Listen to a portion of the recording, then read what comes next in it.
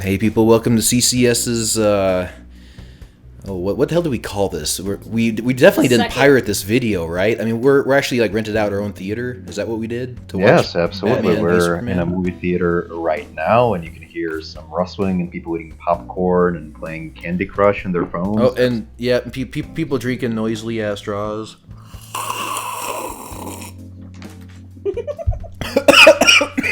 And choked to death. Oh my god, really? Yep. Well, hey, we're simulating the theater experience. Now you just need some asshole on their phone. Katie, get on your phone. I'm gonna call you real quick. Oh. All right. Anyways, just a little bit backstory. I have not yet seen Batman vs Superman because I didn't want to waste a total of 6 hours of my life, unlike my two co-hosts, Katie B and CineMax, who have both seen this apparent atrocity. Mm-hmm. yeah. The things we do for you people.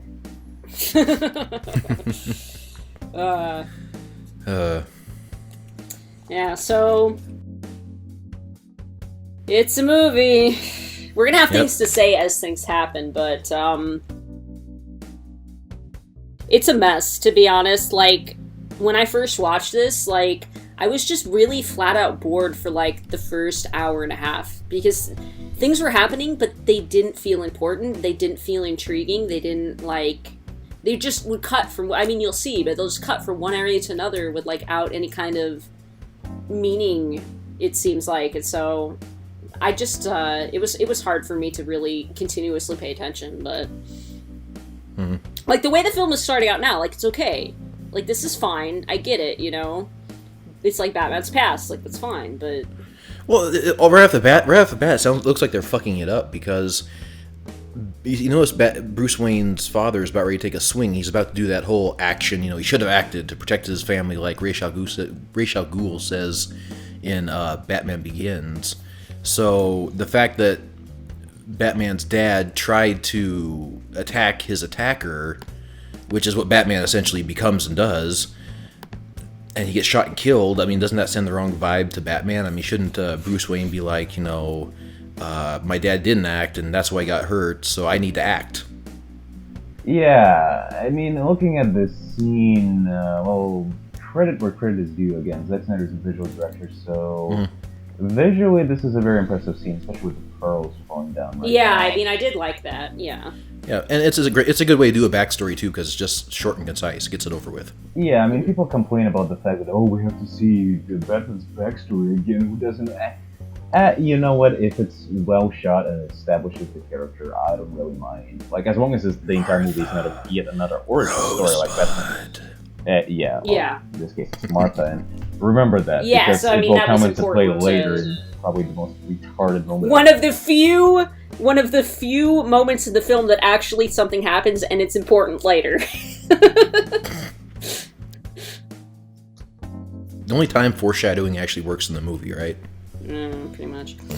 Like, now this scene, I'm curious, Max, like, was this scene in one of the comics or something where he gets lifted up by bats? No, and I'm gonna tell you. I understand what you're saying. Here's the thing. I'm probably gonna reference Rich Evans and Red Letter Media a lot during this commentary, but it's only because they're right. And as Matt says, they hit the nail on the head a lot during this, during their conversations and videos.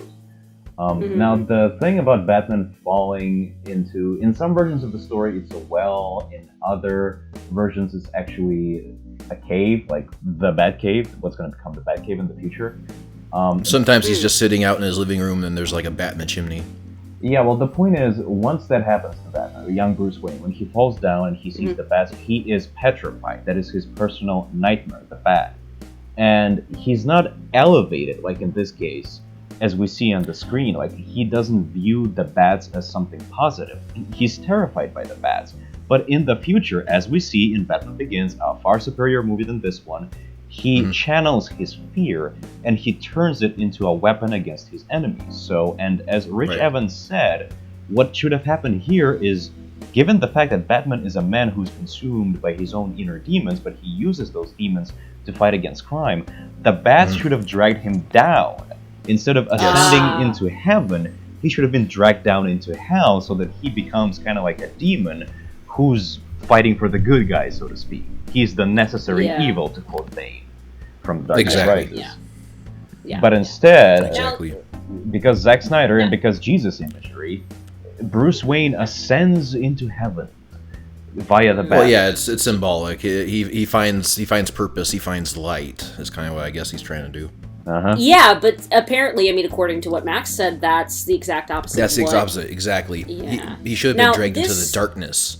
Yeah. Now this whole sequence, I'm okay with this. I think this is pretty interesting. It shows the destruction. It shows, all the people like inside these buildings that, when you're watching a Superman movie and the buildings fall over, you're like, oh, that's real cool, but you don't really stop to think, oh, what if there's people in there? So I kind of like... Katie, correction. When you're watching a Zack Snyder Superman movie, because in the Christopher Reeve version of Superman would have tried to take the battle somewhere else, like, Zod, I will fight you on the moon, or something like that. He wouldn't have fucking grabbed Zod by the throat and flown through like 6 skyscrapers in a row, abolishing each one of them, as we see in Man of Steel. Yeah. Now, this particular scene, it's well made. The magic retcon. Yeah. But as, See, like, that's... yeah, this scene is Jesus nothing but, fuck. Yeah.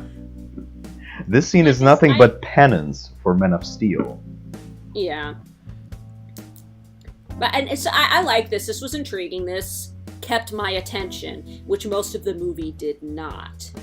Why did Bruce Wayne have a cop car? I mean, he had like lights on top of his car. Is that the magic? Is that He's the magic? rich. He can do what he wants. Emergency Wall Street vehicle? Is that what that is? I guess. Peons, I will run you over with my carriage.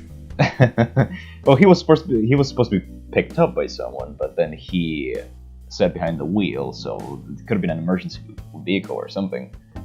Who knows? But yeah, I mean, this entire scene is well made, but let's not kid ourselves. It was never Zack Snyder or DC's intention of making the finale of Man of Steel be some sort of shocking, traumatic 9/11 event that would have massive repercussions for the rest of the DC universe. The reason why this scene is in the movie is because of the backlash against the ending from the viewers.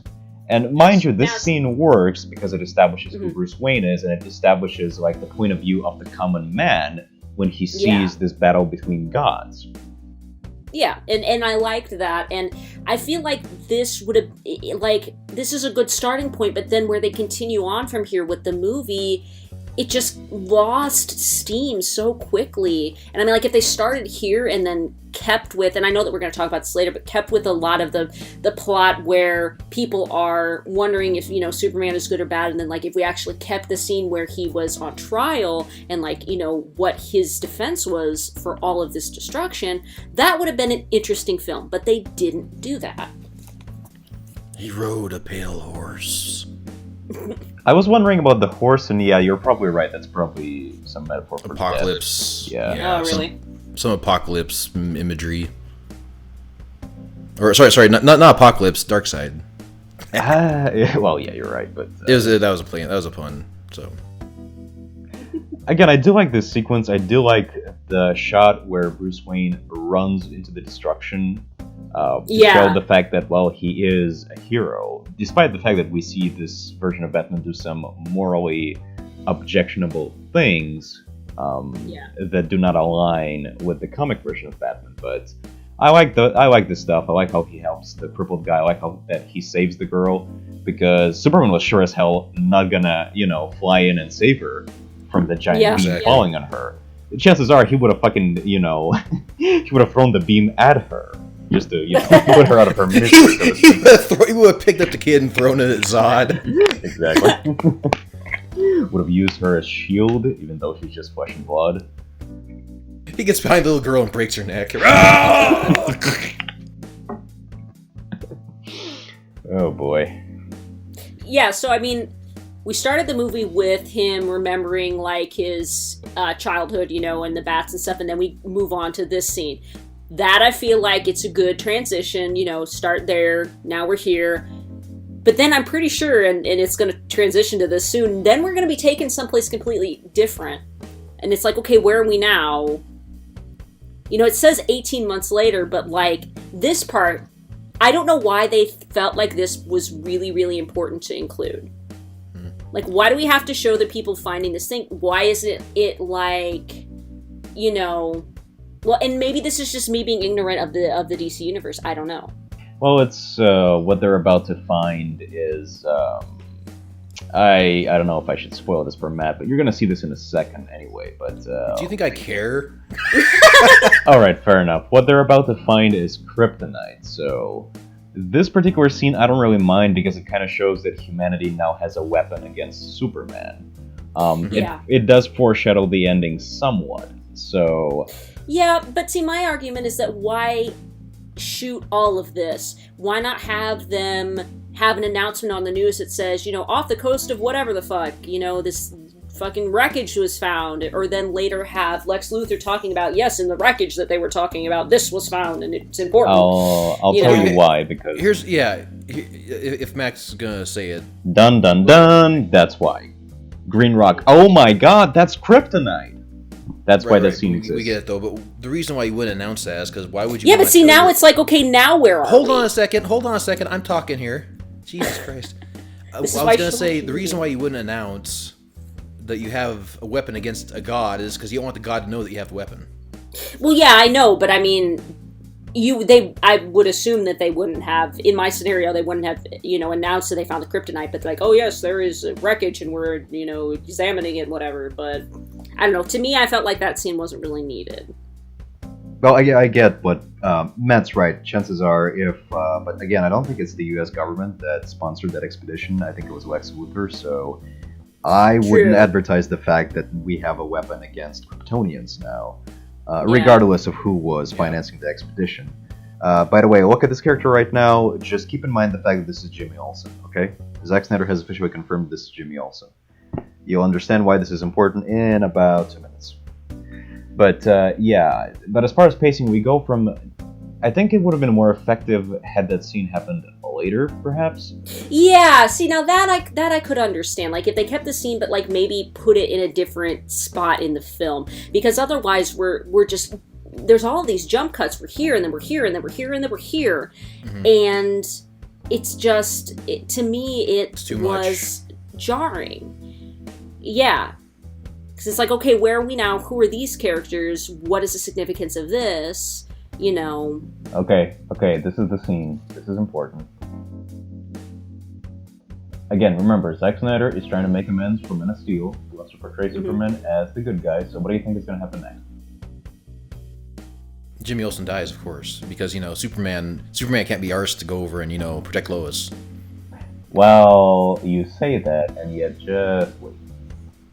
Oh, he's going to be late enough to not save Jimmy Olsen, but he's going to be there to save Lois. In fact, the only reason why Superman shows up is not because he cares about the conflict that's going on in this country and the fact that it's being, run by this bloodthirsty dictator. The only reason he shows up is because, and he doesn't show up because, these guys betray and start shooting everyone. The only reason he shows up is because Lois Lane is in danger, because this guy puts a gun to her head. Now, like, to me, when I was watching the film the first time, I was like, okay, wait, what's going on? Who are these people? And wait, why are those guys shooting at these guys? Was this something that happened in Man of Steel or something that I should know about? Like, it's because it looked cool, Katie. It looked cool, and I'm the director, it looked really cool just to have a bunch of motorcycles. Because motorcycles are cool.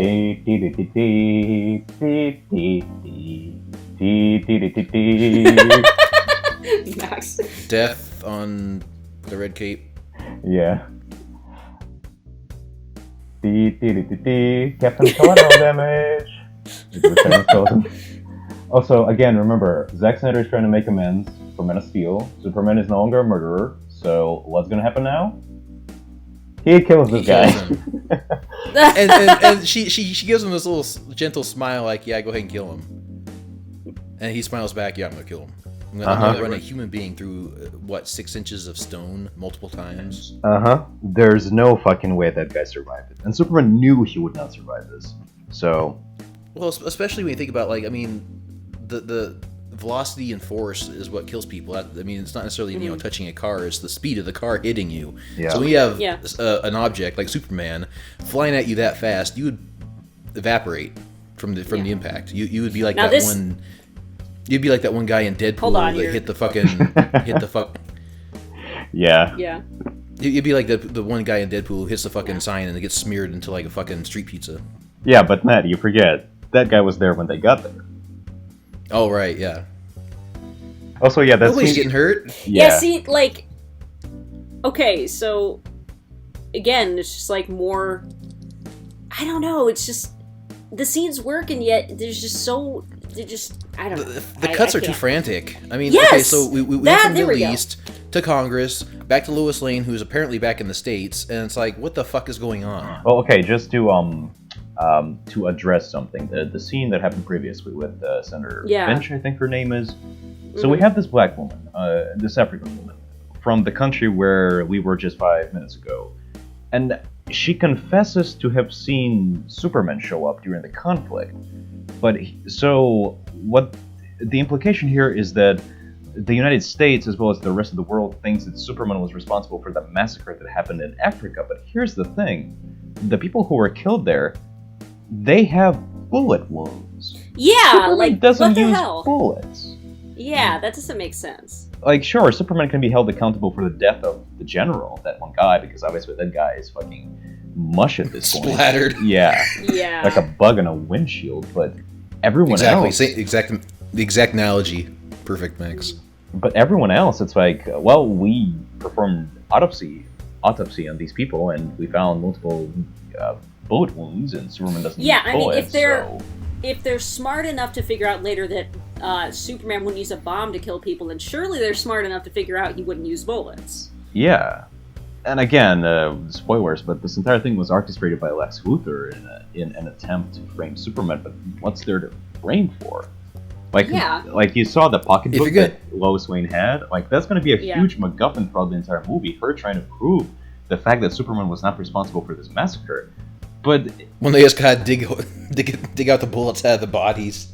Exactly. No, like this one bullet I have in my fucking journal is gonna exonerate Superman versus all the bullets that are scattered inside all the people. Mm-hmm.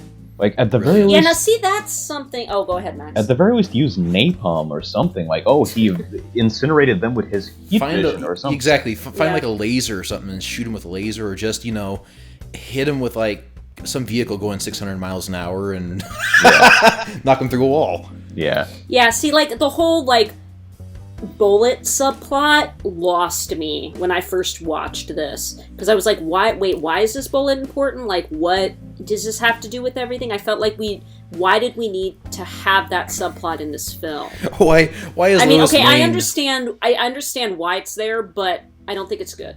I was gonna say, why is Lois Lane gonna let Superman fuck her when that'd be like the same amount of force as the guy who went through the window? Yeah, well, because she loves him. That's why. Also, this is a good scene. And anything involving Batman is good, except a couple of parts. But yeah, most of the Batman scenes were actually like pretty intriguing. I mean, most of the time they're shot well, they're interesting. Matt, you might want to crank up the volume for this one, because the way they introduce Batman is actually kind of great. And then Katie will talk and blow my eardrums out. No, I won't. I'll stay quiet. I'm joking. This part. El Diablo! El Diablo!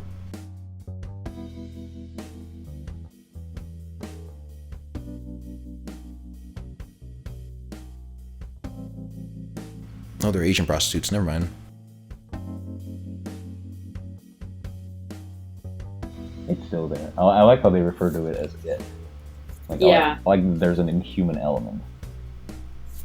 And I also like all of these screams. The fact that you don't really see what he does to the criminal, but you hear it. Yeah.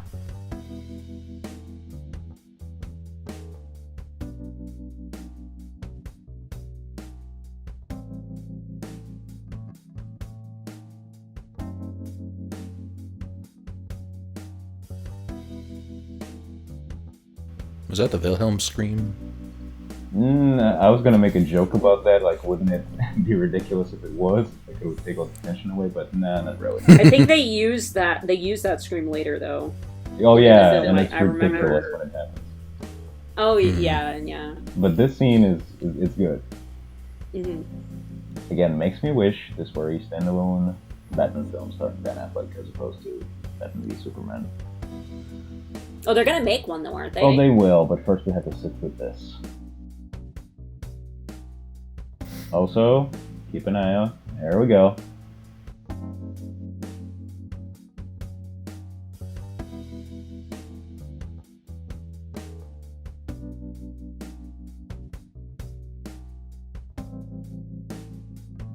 Yeah, that was really cool. Jesus I did fuck. like that. That's what the other cop said. Jesus fuck. But again, I like the way the character is introduced. I like the fact that we don't see him until the very end, and even then... It builds tension, yeah. Yeah, he's in the shadows, he moves almost like a demon. Now, the whole branding stuff I don't really understand, because... Yeah, I don't either. It's unique, I'll give him that, but I'll talk about it a bit later, though, but... So yeah, there's Ben Affleck, and credit where credit is due, he looks massive in this movie. Mm-hmm. He has actually put on a lot of muscle. And this is this universe's version of the Batcave, and here's Alfred. Jeremy Irons. Played by Scar. Yeah, but Jeremy Irons is fucking badass. I absolutely love everything about his voice and how he conducts himself. And I'm still not sure about this version of Alfred, though, to be honest with you. Probably because I'm biased, because I like the Michael Caine version a lot. Must away. I thought he was good. I'm not saying he was bad. I'm just not entirely. I wish there was more of him, because Alfred doesn't really like I'm sure they'll elaborate on his character in a solo Batman movie, but like the relationship he has with this version of Bruce Wayne, like there's a lot of sarcasm, but not a lot of like fatherly love. Most of what there's mostly like what he's doing is like wishing that Batman would have kids or something. Like he mentions that multiple times, that like the lineage of your family or whatever is not going to be continued. But anyways, like I didn't get why is it so important that they find this particular guy? Like I know that he was the one that was like the guy they were showing on the screen. Like I know that he was the one that was in that big shootout area where Lois Lane was and stuff, but like they kept talking about him and like speaking of like he was this important character, and I was like, why is he important again? You know, did Lex Luthor like hire him or something? But then they completely like stop talking about that guy and goes straight into talking to Superman. So I'm wondering why they even brought that up. You know? Yeah, I'm actually just watching the scene, and the footage they have of Superman, him just kind of hovering there, is menacing. Mm-hmm. Yeah, makes you see how people would view him as a tyrant. Yeah. Well, yeah. I mean, you would think the same thing. I mean, if this guy was just floating in the sky and he's basically the harbinger of fucking doom, then he comes down and says, you know, you guys are gonna be fucking doing what I say, i.e., you know, tearing the satellite dish out of the sky. Sex appeal for the ladies. Not a single complaint from the feminists, by the way. Oh, yeah, of course not, because, you know, it's female eye candy. You know, that's not a problem. Now, I'm wondering if the sole reason that they did the branding thing was just so that Superman would have a reason to dislike Batman. But it's such an asinine reason, though. Yeah. I know! Also, this is our first introduction to Lex Luthor, played by Jesse Eisenberg. Probably the worst version of the character in any medium. Mark Zuckerberg. Yeah, not even that. See, if he did play him as like this unhinged evil genius who's intellectually superior to everyone else and he knows it, that would have been a great performance. Like if he played him the same way he did play Mark Zuckerberg in The Social Network, I would have been okay. But an unhinged super genius. Well, yeah, that's what Lex Luthor is. I'm gonna disagree. No, I'm talking about Mark Zuckerberg. Well, him too, of course. No, go ahead and finish your point, Max. But the way he plays Lex Luthor in this version, well, I've seen lots of comparisons with Edward Nygma, played by Jim Carrey, the Riddler in Batman Forever, and I can see the comparison. And I wouldn't mind his eccentricity if there was a reason for it, and if there was some logic to what he does. But ultimately, there's no purpose. Like he has no motivation to do what he does in this movie. Yeah, he really doesn't, other than just saying that, you know, oh, well, we need somebody to stand up to Superman and we can't let these, you know, these demons from the sky, like, you know, control our lives or whatever. Wasn't he, like, supposed to be, like, abused by his, like, uber preachy dad or something like that? Well, and they do mention that later in the film, but... Well, wouldn't that be enough to, number one, give you an eccentricity, and number two, make you have, like, kind of like a anti-god complex? Yeah. But why aimed at just Superman, though? But at the same time, now he doesn't aim at just Superman because he did have those files of all the other people, so maybe he was. But see, that's just like the audience guessing at this point. It's like, okay, why he's aiming for Superman first, but like, is he also going to go after all these other people that he's like compiled these files on? Well, okay, here's the thought. Okay, so your dad is uber religious zealot who preaches love and tolerance and beats the shit out of you nightly or something like that, right? He's a real nutball, right? And basically he's a hypocrite. And now all of a sudden from the sky, after you've accumulated all this wealth and technology and you can actually do shit about this, you don't have to be like helpless like he was in the face of his own father. All of a sudden this guy from the sky pronounces himself basically God. And, well, but Superman never hold on a does second, I'm not done yet, Katie. And he pronounces himself fucking God and is a uber hypocrite. I get what you're saying. Wouldn't you be like, I'm gonna use everything in my power to like fucking make sure that this guy doesn't hurt anyone?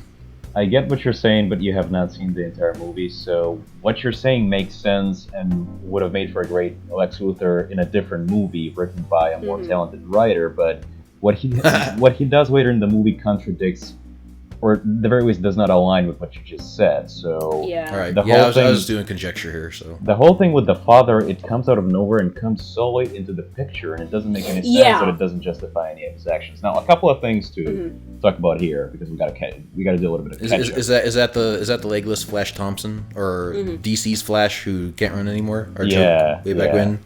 Now, first of all, who the fuck built this statue? That's a good question. Everything we've seen in this movie up to this point implies that people are distrustful of Superman. Bruce Wayne doesn't trust him. The people of Metropolis don't trust him. Even the Daily Planet, except for Lois Lane, obviously, are not huge fans of him. So, who built this statue? Who financed it? Like, unless Superman did some massive reparations where he personally... Heroes Park hate crime. Like, unless Superman personally did some reparations where he helped rebuild Metropolis, like he used his flight, super strength, super speed to put skyscrapers together in a matter of, like, hours, and people... Or uses his telekinetic mind powers from Superman 3. Yeah, to rebuild the Great Wall of China, in this case, the entire city of Metropolis. Like, unless that happened, most people would not view Superman as a hero, let alone build him a massive statue. Yes. Which shows him as like an angelic figure who reaches out to the man to guide him into the sun. Unless, of course, Superman's sitting over there going, build me a statue or else I'll destroy you all. Yeah, that could have been a case. I mean, Stalin also had statues built in his image, although I'm sure people were not too content about this. But as far as Lex Luthor goes, you'll see this happen later, but the whole religious thing... It would have made sense if, like, because we talked about, I talked about this before, how Lex Luthor, the way he's portrayed in the comics, as well as certain alternative versions of the character, including the DC animated universe version voiced by Clancy Brown, like, Lex Luthor by all means is basically like a Nietzschean Ubermensch. Like, he is the self-made man. He's a billionaire. He's a genius. He is in prime shape. Impeccable shape, yes. Yeah, so by all means, like, if we live in a meritocracy, or I guess some sort of, like, version of Ayn Rand's objectivism, Lex Luthor would be, like, some sort of benevolent dictator who leads humanity into the space age or whatever. Like the For example. Yeah.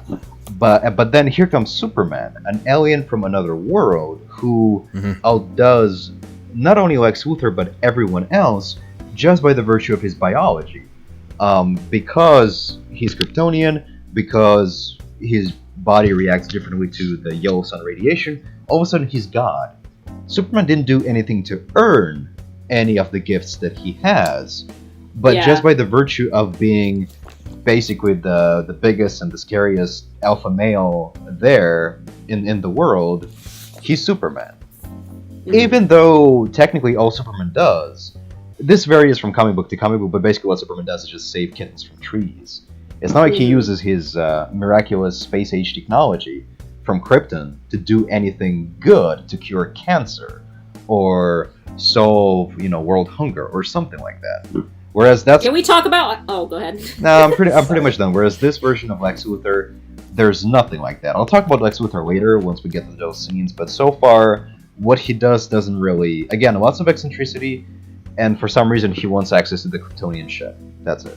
Yeah. Can we talk about, though, how that cut right there was, like, really sudden and, like, confusing, and, like, where are we now? What's happening? Why is there boxing? Who are these people? Mhm. Like... Yeah, we go from the social network to the Raging Bull in a matter of seconds. Yeah. Like, what? Why? Hey, it's Kingpin. No. You wish. I wish. It would make the show so much fucking better. So this is another one of those mob guys who were like trying to frame Superman, or is this? First of all, who why the hell does is this? now? This is the actually this is KG Beast from the comics, but this is the guy who shot Jimmy Olsen in the beginning. Mm-hmm. Okay, just checking. Now, for some reason, the guy has the tattoo of the Russian coat of arms on his throat. I get that he's supposed to be Russian, but come on, that's like some sort of Italian mobster having the Italian flag tattooed on his chest. Well, but Or- Russian criminals have the tattoos, like, to represent, like, what their crimes were, like, what their status is in prison. Right. Like, I watched a documentary about it, but... Yeah, well, But if you're a criminal, you shouldn't advertise. You know, you shouldn't put like Well, but they're wise proud guy. of it, though. But anyways, that's a whole but nother they don't discussion. display their nationality. The tattoos are of churches. I know the meaning behind them, but not a single criminal tattoo involves the Russian coat of arms. Okay, that you know see, of. I'm not aware of Ooh. which ones that they have, so... I mean, to me, it sounds like it's But just nuts. anyways.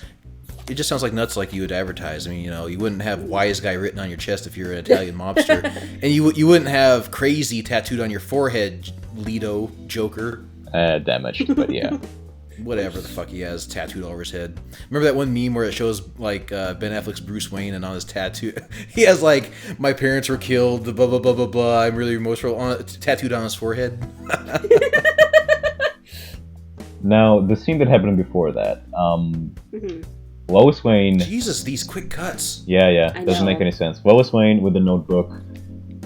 I have evidence that the massacre in Africa was staged, and Perry White's Lawrence Fishburne, Morpheus just tells her, no, don't follow up on this.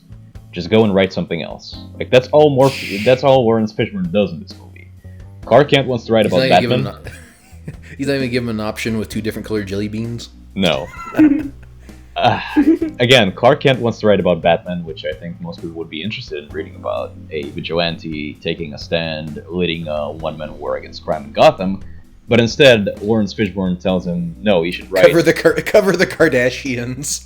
Even worse, cover the local high school basketball team, is what he tells him. Yeah. Really? Yeah. Yeah. And you well, wonder why we'll see that newspapers are later. dying. Exactly. And he even makes a reference to it. It's like, Kent, Yeah, he does. this is no longer the 1930s. We gotta write about stuff that's relevant. So you're gonna write about the local high school team, the basketball team, as opposed to the Versus crazy a guy going around beating the shit and branding fucking criminals. Genius. Yeah. But anyway, so Lex Luthor and the Senator. This Senator, like, her character I kind of get. She wants to bring Yeah. Superman to, not even to justice, but just, like, she thinks that there should be no one should be above the law. Yeah, not like, even an I alien liked- from another world. I Rule of liked law. this character. I almost wanted to, like, kind of see more of this character as opposed to, like, some of the other random, like, places that were taken in this movie. Like, I liked her character and I wanted to... Oh, to so this is just to explore point that. out, this is an important painting Oh, yeah, that it is. has something to do with Lex Luthor, and the devils, the demons come from above, and all that horseshit. Well, But- his line was, like, this painting should be upside down because, yeah, but... Also, He's you just coming know, up and- you know why he has a whole thing about demons? Do you know why? No, actually. Because parademons, because apocalypse, dark side. That's why. Is this the scene that didn't make any sense to me, but you understood it, Max? Yeah, and I'll tell you why. First of all, this is one of the very many nightmares that Batman has throughout the movie, and sometimes they're just random nightmares that Bruce Wayne has, kind of like he does in The Dark Knight Returns. But at other times, it's foreshadowing of the future. So this scene, I like the way it's shot, by the way. But wait for it. Wait for it.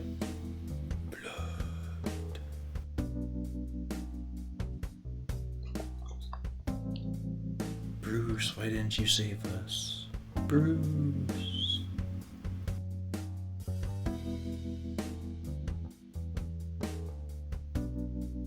Here's Batman!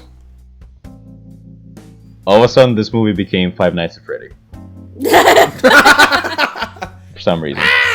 But yeah, some people have speculated this is supposed to be an allusion to Man-Bat, the Batman villain, but I don't think so, because it doesn't make any sense to allude to that character in the scene. This is taken directly from The Dark Knight Returns, because Batman in that version also has nightmares, and he keeps seeing his alter ego, Batman, portrayed as the Bat, as like a giant bat monster. Throughout the film. Sometimes it's in nightmares, sometimes it's hallucinations, and sometimes he just keeps hearing the inner voice in his head. So, this scene, here's the problem with this scene, though. This is irrelevant because, again, Lois Lane trying to prove Superman's innocence, even though even an imbecile could see that Superman was innocent in that massacre. But anyway, back to Batman. Back to the good stuff. See, the problem is, prior to the release of this movie, like, I had read that this is going to be an older version of Batman based in Dark Knight Returns. So what I had assumed was that, just like in The Dark Knight Returns, this version of Batman was going to be retired, potentially after the death of Jason Todd, but then the whole Superman thing happens. And he's in Metropolis, he sees the kind of destruction that Superman is capable of, so all of a sudden he decides to break his promise to basically Jason Todd, like the promise from The Dark Knight Returns, never again. And because now it's a whole different war. It's not just criminals in Gotham City, it's this alien from another world that can level entire cities due to his power. But this apparently... I was going to ask, was he in Gotham or... Metropolis. Because Gotham and was he in Metropolis, or was he in Gotham with Wayne Towers because they're so close together? No, it was Metropolis, I think, like Wayne Towers division in Metropolis. Yeah, that Wayne Tech, or what's the name of his company? For fuck's sake, I forget. Wayne Tech, Wayne Industries, I think. Yeah, there's like a division in Metropolis, so that's why he was there. But this version of Batman, he was never retired. Apparently, he's been active all this time. So why we get a scene of his alter ego, his inner demons, trying to attack him? Doesn't make in a nightmare. It doesn't make any sense. Like, if he was trying to resist becoming Batman again, but he is guilted by the death of his employees and everyone in Metropolis, and so he considers donning the... Again, this scene, when he looks at the costume, like, if he were trying to resist the urge, that would make sense. And that would be a much more interesting plot. Also, this scene, when he looks at Robin, but he still holds back, he's like, no, never again, I made a promise. Like, Superman is a threat, but I'm not gonna break my promise. But we see him be Batman in the beginning, and there's no indication that he stopped being Batman. So, doesn't make any sense. And also, we get it, the bat symbol on the car. Thanks, Zack Snyder. So, again, like, all the stuff, and we see the dilapidated Wayne Manor, so it almost makes you think that he did stop being Batman, but he didn't. So, well, I wonder though, because we were talking about that earlier on Skype, where there was like two versions of the script, where it was written by one guy and then like another guy came in afterwards and like completely redid it. What if the first version of the script actually was, and they kept some of those elements in there? Could have been. Could have been. Would have been nice, because it would have made more sense. But of course, you had the guy who wasn't one of the original script writers. This scene the guy I don't did. Understand. Like, why is this important other than That's to have? Fine. Let Matt talk, for fuck's sake. No, go ahead, Katie. Oh, I was just like... So this scene, like, the importance is obviously to, like, sort of get all these characters into one place, but, like, what is this going on here? Like, why are they all meeting? Like, what is this party for? Like, I was confused about why we were suddenly in this setting, To me, it was confusing. I'll tell you in a second, but Matt, you were saying... Well, I can't remember what I was going to say now. So, actually, no, I take it back. I do remember what I was going to say. I was going to ask, wasn't one of the original scriptwriters the guy who did Dark Knight trilogy, and then it was overwritten by the guy or quote rewritten by the guy who wrote Man of Steel? Yeah, David S. Goyer wrote the original script, and then Mr. Man of Steel rewrote it for somehow. Chances are like a lot of this stuff is very contradictory in this movie. So it does feel like, honestly, I was thinking that this movie had like more than 2 writers, like 4 or 5 writers, and like the script went through like 6 or 7 different renditions, but apparently not. Apparently it was just 2 people. So that's kind of scary. But as far as this scene goes, the only reason it exists is to get the 2 main characters into the same room and to also introduce Wonder Woman. That's it. Another character didn't need to fucking be in the movie. Yeah, I guess the Batman also puts like this hacking device in order to obtain some of Lex Luthor's files on kryptonite. Not that we learn about Batman's plans beforehand. We just kind of... Why would Lex Luthor have computers containing sensitive information be like right there where guests could just walk the fuck in? Like, wouldn't they be in some kind of like underground like basement of technology with locks on the door? I mean, see, Katie, that would make too much sense. Also, apparently, this scene is meant to be important because Lex Luthor talks about, I think, a little bit about his father or something like this. I'm sure we're gonna listen to what he says. Not too late then. Sober. Probably for the better, but no, his speech was mostly like his character was being awkward and like messing up his lines or something. Yeah, again, a total opposite of, also, by the way, the 2 of them finally meet, oh my god. Although I do like the quips that Batman throws at Clark Kent in the scene. Listen to it.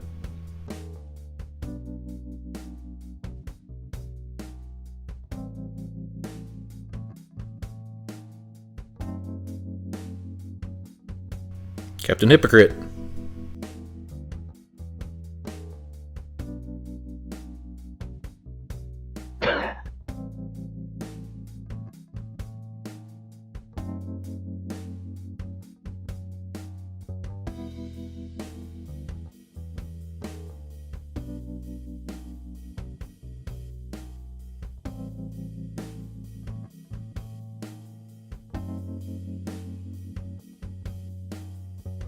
The movie has officially gone meta.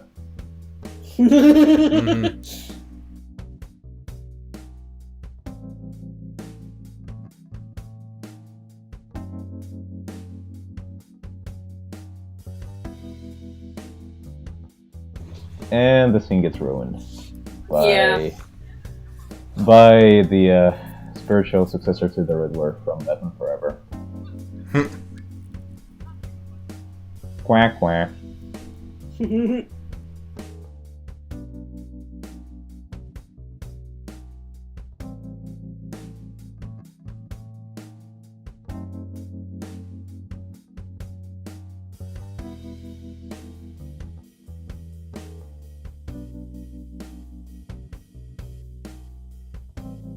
I guess this is the part where Superman learns that Bruce Wayne is Batman, because they never really have a moment of revelation like that. Although later in the movie, once the 2 of them fight, he does call him Bruce without actually learning his secret identity.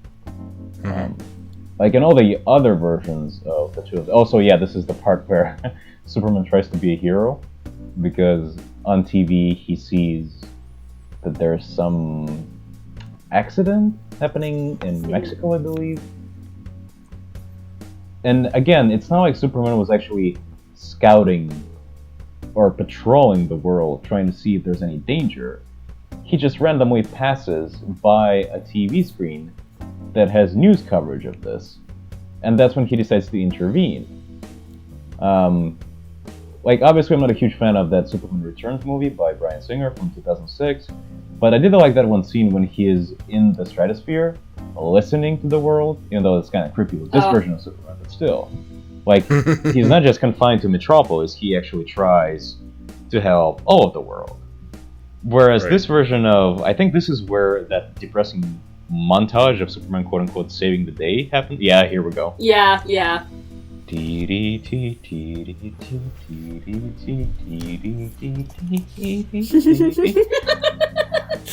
Like, you might as well play the funeral march over this. and it would fit perfectly. A dirge. Like, what do you think their goal was with this sequence, though? Because it's obviously supposed to be kind of, like, dreary and, like, show that, like, you know, Superman is, like, doing this because he feels like he needs to, not because he's necessarily, like, happy about it or excited about saving people, even though he should be. Like, why do you think they shot it this way? Why are they worshipping him? Like, if they were cheering, that'd be great, but...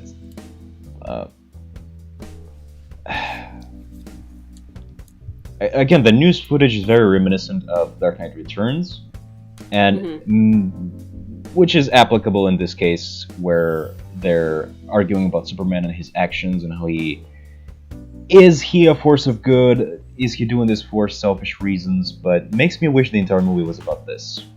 The question, the big question, like, should there be a Superman? There is a Superman, but should there be a limit to his powers? Should he answer to someone, or should he be allowed to intervene willy-nilly, kind of like the 300 reference on the spaceship, because Zack Snyder cannot get enough of himself. Oh my god. But anyways, Jesus Christ. Yeah, but okay, so like, you take the Christopher Reeve version of Superman, and people love them. And also, why would they paint the Superman symbol in their house? Where did they get so much paint? Well, after Katrina, they know FEMA's not going to help them. Yeah, but... so, there's a flood, they're trying to save their lives, but they also Neil deGrasse Tyson. Yeah, but they also made sure to bring enough paint in order to paint... And how would Superman even see it? It's not like the bat signal, that's in the sky. Also, my angel, you've come to save me. And Jesus imagery. Yeah. And look, he's not even in a rush to save her. He just hovers there. Like, almost like he judges her, like, you know, I don't know if I should save you. Maybe if you repent... Perfect Jesus imagery. Well, yeah, maybe if you... You beg and plead and nothing happens. I know, but still. Almost like he waits for her to repent or pray to him. But yeah, again, the larger question should have been in its own movie, A Follow-Up to Man of Steel. Yeah. That would have been an interesting movie. I know we've talked about this before, that, you know, that if it was a movie all about just people wondering, you know, what are we going to do about Superman? Is he good? Is he bad? And, you know, the news sections were good. Yeah. Yeah, and also get a response from Superman, because we see him save the day, and at the end they cut to him. Also, quirky... I look like Professor X, I guess? I don't know. Anyways, but back to Superman. Like, we never get a response or even a reaction from him. They cut to him watching the news footage and he kind of shakes his head, but we never hear his thoughts on what the people are saying from him. Like, throughout the entire movie, he confides in Lois Lane, he confides in his mother, but we never see his point of view of things. Does he want to save people? Does he care? Later in the movie, he kind of decides to give up, and he talks about how the idea of a Superman... Also, another cut. And yes, once again, Lawrence Fishburne cares about the fucking local high school basketball team, as opposed to Superman, or Batman, or Lex Luthor, or anything that's happening. Yeah. Like, my problem was the scene before this, where they had the guy with the wheelchair thing, and I know that they're setting it up because it's going to be the bomb or something, but, like, why are we continuously bringing this character back when it doesn't really lead to anything? Like, if we had this character talk, you know, if they actually, like, had extended that scene where Superman is on trial and, like, had different characters talk about, like, the way that Superman had affected their lives, I think that it would be more relevant, but, like, otherwise, why? And now we're someplace else! Like, where is this? Why does this matter? Because Wonder Woman.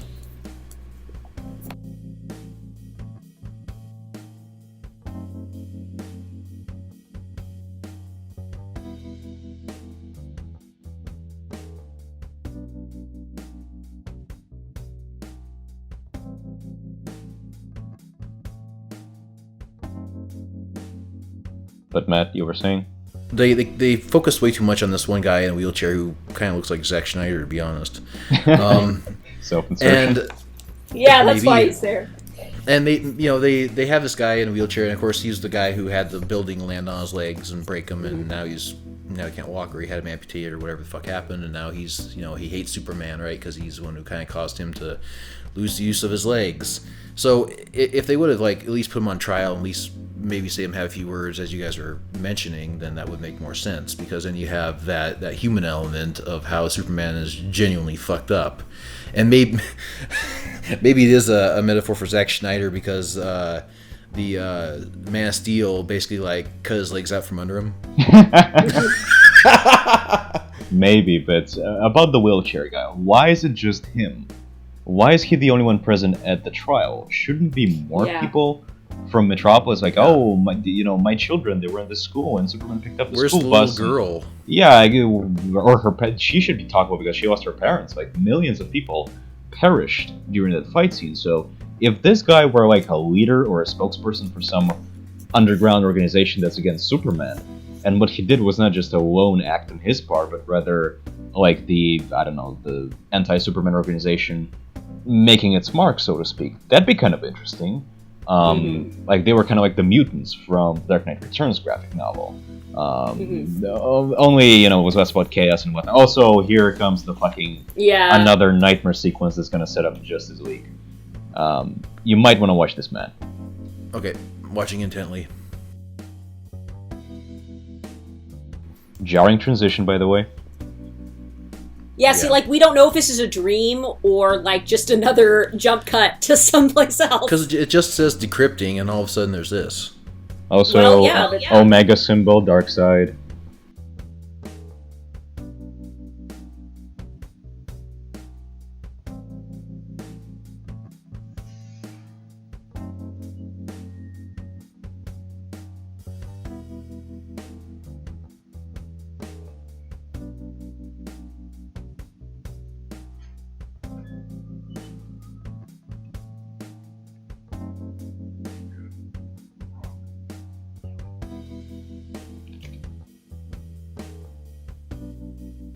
Who are these people? What's going on? Why would Batman be dreaming about getting the kryptonite before he knows about it? What kryptonite is, yeah. That doesn't make sense to me. Well, the computer screen said decrypting, so is this a video message from the future? No, it's not.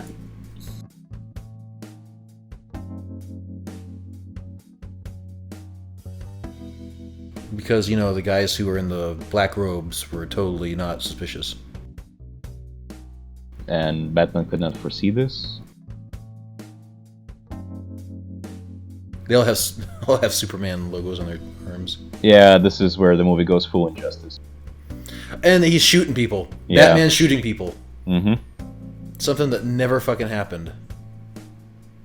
Well, unless we're talking about the Flashpoint version of Batman, but yeah. But that was his dad's. Yeah. Who was going all Punisher, and his mom comes Joker, which is fucking amazing. Yeah. I love that scene in Flashpoint. See, him using guns and killing people in the... Okay, here's the Parademons, Darkseid, again. The bug monsters.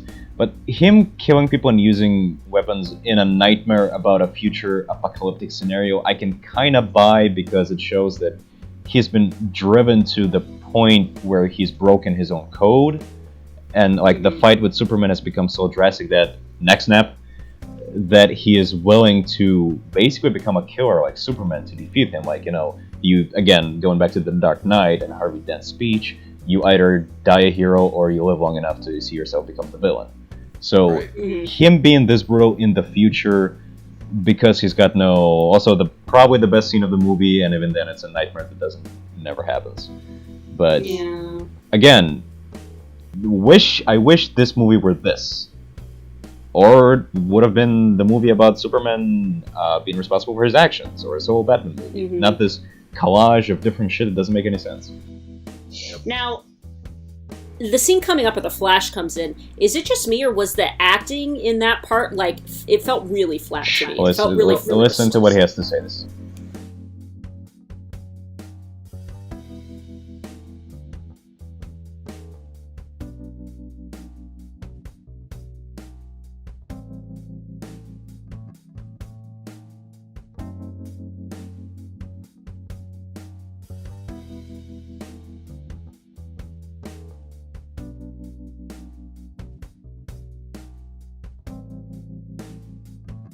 Full injustice He mode.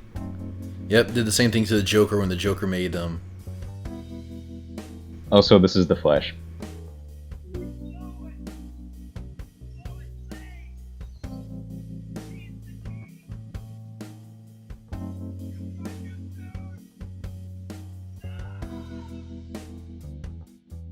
Terrible acting, by the way. Yeah.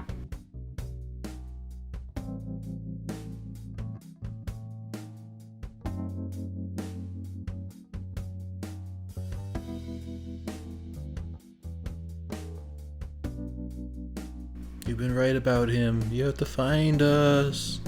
Okay, so now we officially have confirmation that Superman, this version of Superman, is a tyrant, and a killer, and an authoritarian fuck. And we're supposed to have a Justice League movie in the future, where he leads the Justice League in a fight against evil? What? Yeah, like, what Yeah. is it? Unless the Flash was talking about somebody else and not Superman.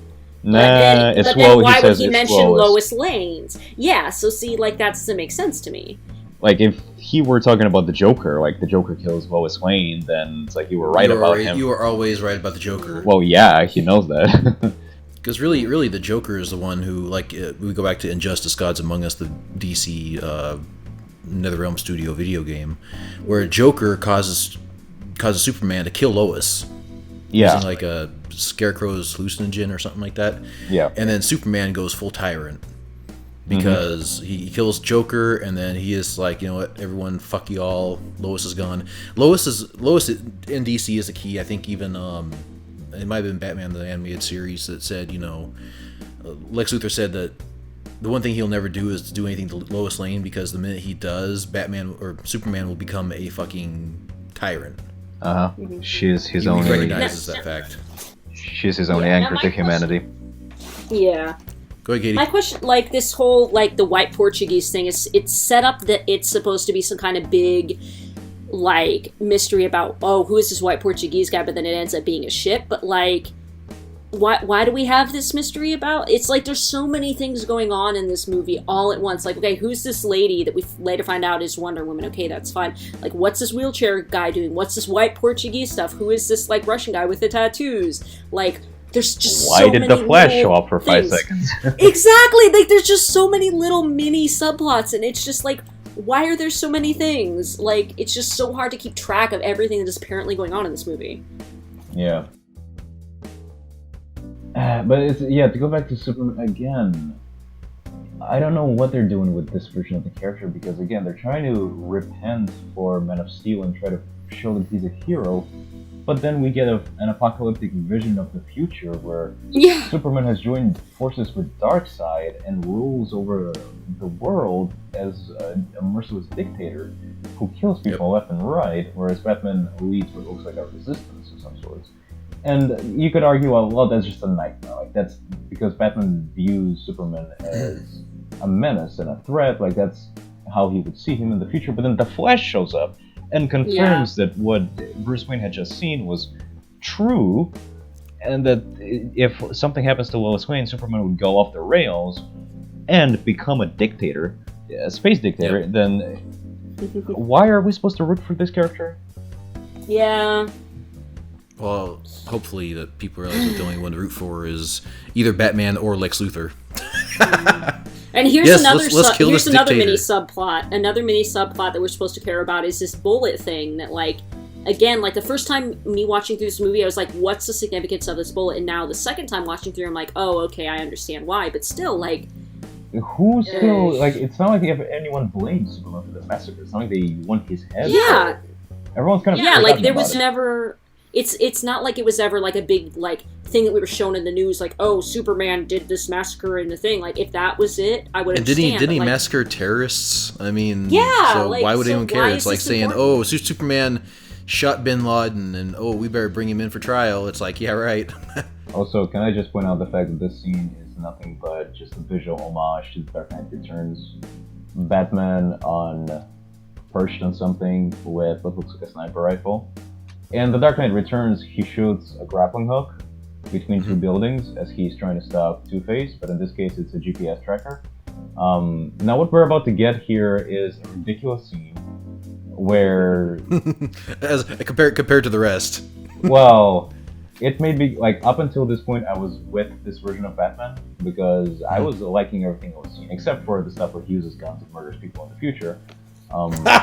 But now, oh, look, here's the Batmobile. But this stuff is just retarded. You'll see why in a second. Yeah.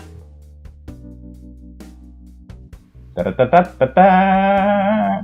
Murder Man!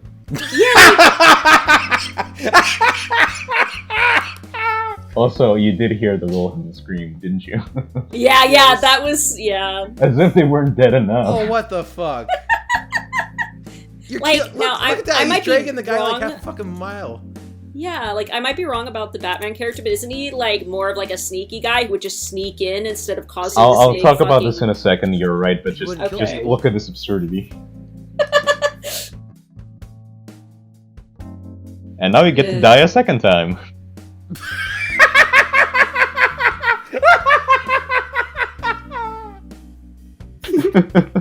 Oh my fucking god, this is horrible. But Matt, action, guns, shooting. Guns and the Batmobile. By Yeah, the but way, Batman just like killed like 6 people. uh-huh. Batman doesn't kill.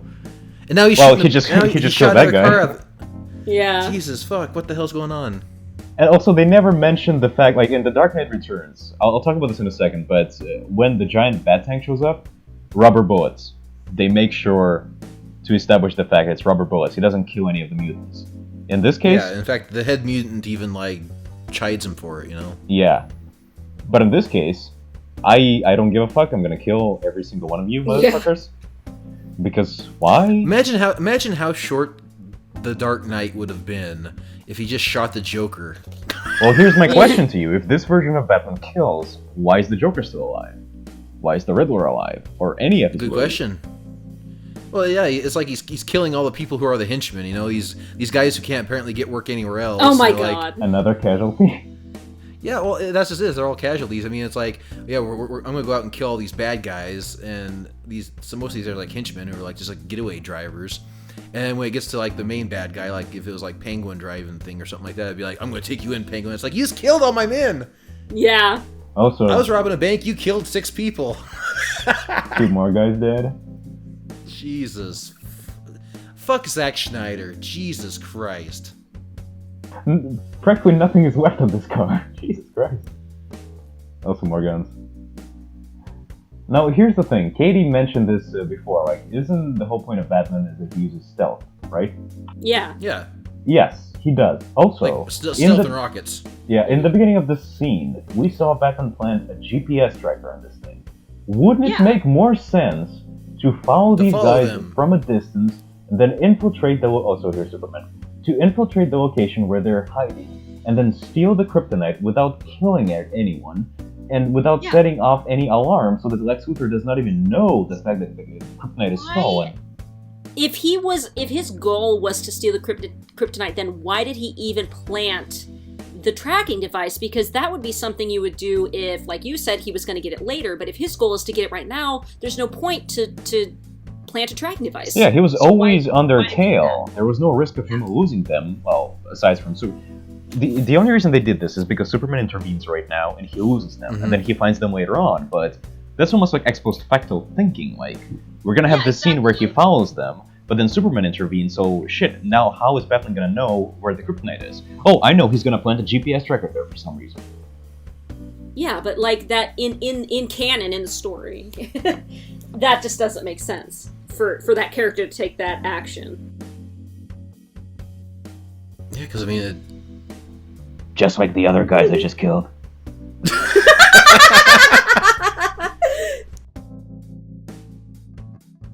Also, again, this is where this version of Batman lost me, because everything... I like the design of the Batsuit, I like the voice, I like even Ben Affleck, the Batmobile, everything, but then it's just this wanton destruction.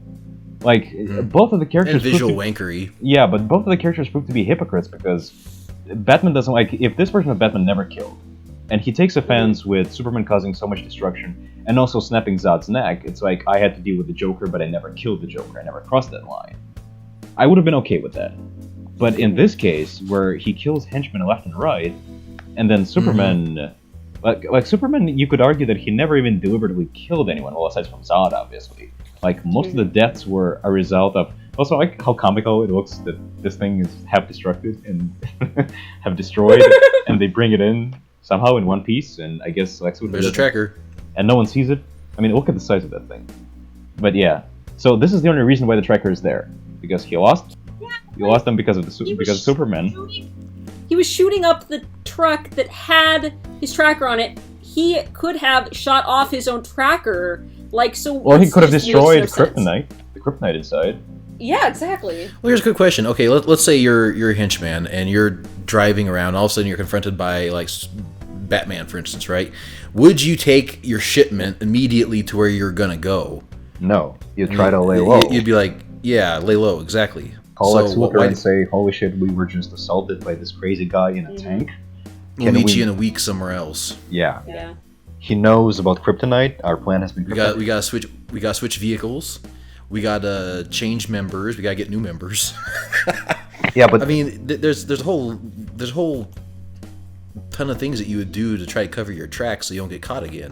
But then again, I know what you're saying. But then again, I just realized that. And now we're someplace new. Yeah, but Lex Luthor also wants Batman to obtain the kryptonite because he wants the two of them to fight. So why not just give it to him? Yeah. Why not join forces with Batman? Why all the manipulation?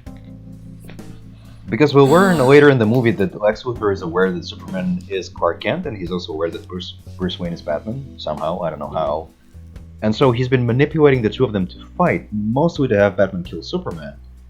But then why not just cut to the chase? Unite with him, exchange the intel that they have on him. Because if he's aware of Bruce Wayne's dual life, then he knows that, yes, we get it, she's trying to explore this. I don't know why. No one is even trying to hold Clark Kent responsible for this. Everyone's forgotten about it. But for some reason, she tries to prove that he was innocent and that Lex Luthor was behind it. Also, why would they use special bullets? The only reason she figures out that it's Lex Luthor behind it is because it's some sort of special kind of bullet that's only being developed by LexCorp.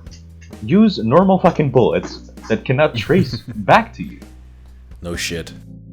Again, I mean, if he's smart enough to figure out who Superman and Batman are, he wouldn't use special bullets that could be tracked back to him, let's be fair. Again, ex post facto thinking.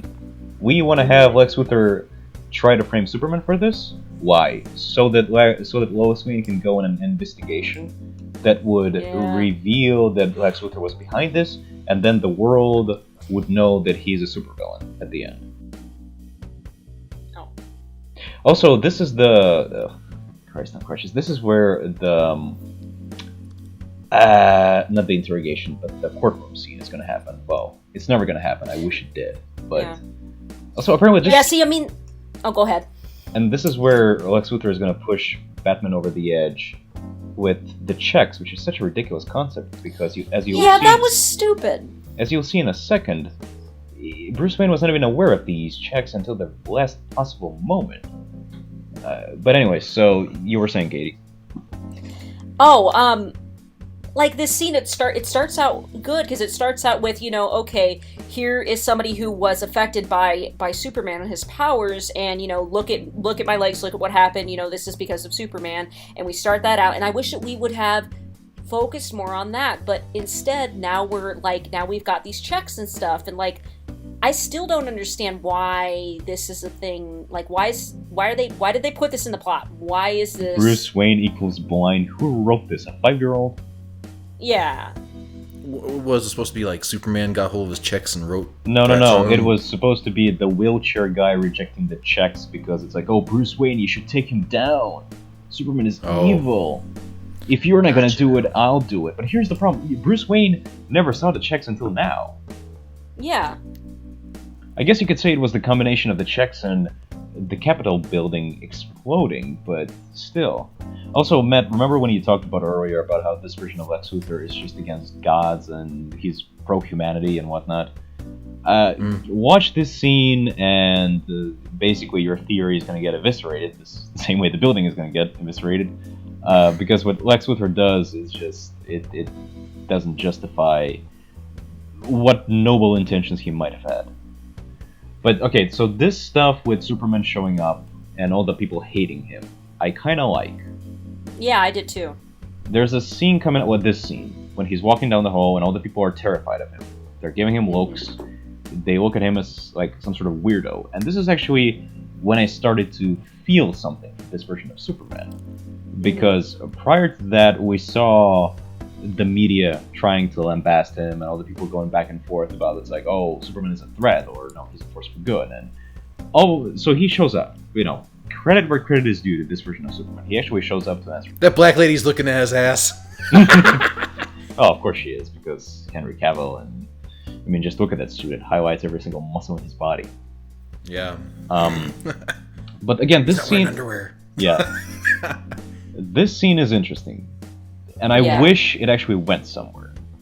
Me too. If this were a good comic book storyline, like especially if this were some sort of like a standalone graphic novel about Superman, that the main theme of the novel was, should there be a Superman, should Superman be held responsible for his actions, we would have actually seen the entire scene play out. We would have heard from the Senator, her presenting her points of view, Superman presenting his defense, I suppose, because he is kind of here to defend himself.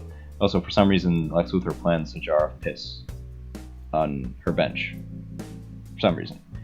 Even though he plans on blowing up the building, and his plan hinges on no one suspecting that he's about to blow up the building, for some reason, right from the get-go, he makes it clear that something is wrong by planting a jar of piss for the Senator to see. Yeah. And so now everyone is suspecting that something is wrong. Because she's flustered, she's flabbergasted. It's like, wait, what the hell is this? Is this a jar of piss? And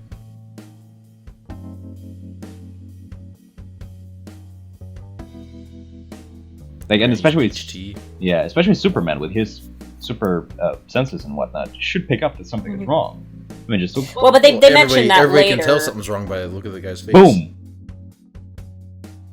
Well, they mentioned that later, how Superman is like, I should have, noticed something, and then the media is like, well, didn't he notice something? He probably did. He should have noticed something and warned people, but he chose not to, etc. So I mean, they do address that. Also, more visual pornography. Everyone is dead, but Superman just stands there like, ah, fuck. Great. More negative publicity. God damn it. Like, that's how he thinks about it. It's not like he even tries to jump into action and see if anyone's alive or something. I mean, I guess the checks and the combination of the checks and the visual footage is what drives Batman over the edge. But I guess it's not very convincing, though. It's not a very strong reason to me. Especially since 2 seconds later, they'll on a live TV they'll say that we found evidence that there was an explosive planted in this guy's wheelchair, so Superman is 100% innocent. So again, Lex Luthor's plan fails for the second time in a row. First, the African thing doesn't work, and now this thing doesn't work. Yeah, look at all the bullets showing, like, oh yeah, there was a huge fight and Batman probably killed people. Like this version, of course, yeah. Yeah, like chances are they were ready to surrender, but he snapped their necks anyway. Also, again, were those all the bullets that were like the special bullets only LexCorp has and nobody's taking notice? Yeah, and like right now, like Lex Luthor seems upset about this, but wouldn't this be what he wanted? So like, also, why it is says bombing? It already says bombing in the U.S. Capitol, not Superman kills everyone. Yeah. So they're already not suspecting him. Yeah, like, see, this movie's just a fucking mess. And this is the scene where he confides in Lois that the idea of Superman was the idea of his father, I think. Like, son, says, yeah. you gotta be a hero. Gotta be all about the red, white, and blue. You gotta save people. Dances with Wolves. Yeah. Although I think if, Matt, you saw Man of Steel, wasn't Pa Kent against Superman using his powers for good? Like, you gotta hide, son, they're gonna hate you. Yes. They're gonna hate you. They're gonna find you. You gotta make sure that you don't show your powers because you should have let the people on the school bus die, etc., etc. So why does In fact, like Clark Kent could have saved his father from the tornado by using his Superman powers, but his dad basically shook his head no and got blown away. Which doesn't make any sense, but whatever. Yeah. But then he talks about like, oh, Superman was like my father's idea, like a childhood dream. It's ridiculous. It's not gonna work. Unless it was his other father. Maybe you're right because Jor-El is the not Keanu Reeves, what's his name? Russell Crowe. He's the one who talks. They will follow you into the sun. You will be an example. Yeah, you were meant to lead them, Kal-El. They will stumble, but they will follow you. So yeah. Although he talks about like a childhood, like he didn't meet Jor-El until he was an adult and he ventured into the Fortress of Solitude, did he? So that's making sense. Also, again, if Lex Luthor is against gods, why is he trying to explore the Kryptonian ship? Why does he want to learn about the universe and all the different worlds? Because this is what's gonna happen. He's gonna talk to the main computer on the ship. It's like, show me everything. And again, to me, that makes sense. Because if he wants to be better than everybody else, then he would want to have this knowledge and make sure that nobody else had this knowledge. So to me, that makes sense. The Clancy Brown version of Lex Luthor, maybe. The arrogant, I want to be superior than everyone else, I want to be the smartest man alive, yes. This version of Lex Luthor, who does things for no apparent reason, I don't... because again, if Lex Luthor had an objection against metahumans, like they're a threat, right? But he was pro-humanity, why kill the senator? Why kill everyone in the Capitol? Because he even kills his assistant. That's Mercy Graves. He doesn't like hold her hand and say like, Mercy, no, you might want to go to the restroom. And she's like, why? Just trust me. Just go to the restroom. She's like, okay. Yeah, exactly. And then, no, he kills everyone, including his secretary. I have a question for you guys. Like, was that, like, the ship that he went into? When I was first watching this, I was like, what the fuck? Where is this? Was that from the previous film? Because I haven't seen it. Yeah, I think it's the crashed ship of General Zod. Okay. Okay, because they just showed him walking into some weird place, and, like, they didn't have an establishing shot, and so I was confused, like, here comes it was. CrossFit Ben Affleck. Yeah. Again, credit where credit is due. Phenomenal shape. Yeah. No doubt. And actually, some of this shit kind of looks fun to do. Like hitting the fucking tire with a big fucking hammer and shit like that. Mm-hmm. P90X Batman edition. Yeah. You could probably make a training video out of this. This is actually some genuine CrossFit stuff. Tires, ropes, all that kind of stuff. Also, if he has so much kryptonite, why make a fucking staff? Or why make these grenades? Why not just lace the armor with kryptonite? Like have brass knuckles or something. Instead, he just makes a spear. Like if kryptonite bullet, or kryptonite bullet, or a kryptonite knife, kryptonite batarangs. You don't need an entire spear to kill Superman. Yeah. He's good with those fucking. Also, Yeah. look at this ridiculousness. Oh. This is. I'm convinced this was like reshoots or something because, again, to recap, Bruce Wayne obtains this stuff from LexCorp. Lex Luthor's hard drive. And apparently Lex Luthor has files on all these characters. Wonder Woman, Flash, Cyborg, and apparently Lex Luthor already gave them nicknames and logos. Jesus. And this is where we get the backstory on the DC Cinematic Universe. Like, look, this is Wonder Woman. For some reason, there's your strong, confident female character right there with a shut down her cleavage. What cleavage? I don't see anything. Good point. But see, the next Wonder Woman needs a Wonder Bra.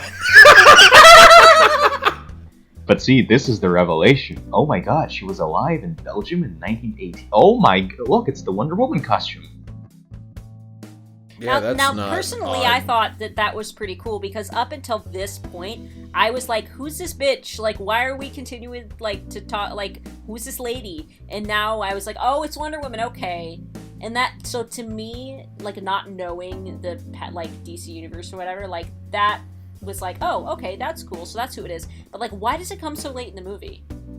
Because they have to establish the DC Cinematic Universe. Also, what Lex Luthor does now doesn't make any sense. Remember, he hates Superman, he wants to kill Superman, and all this time he was planning on manipulating to have Batman fight Superman. But now, he's studying all this Kryptonian technology. He doesn't kidnap Zod's body. He has access to his body, but for some reason now he decides to conduct genetic experiments on it, where he crosses his DNA with Kryptonian DNA to make Doomsday.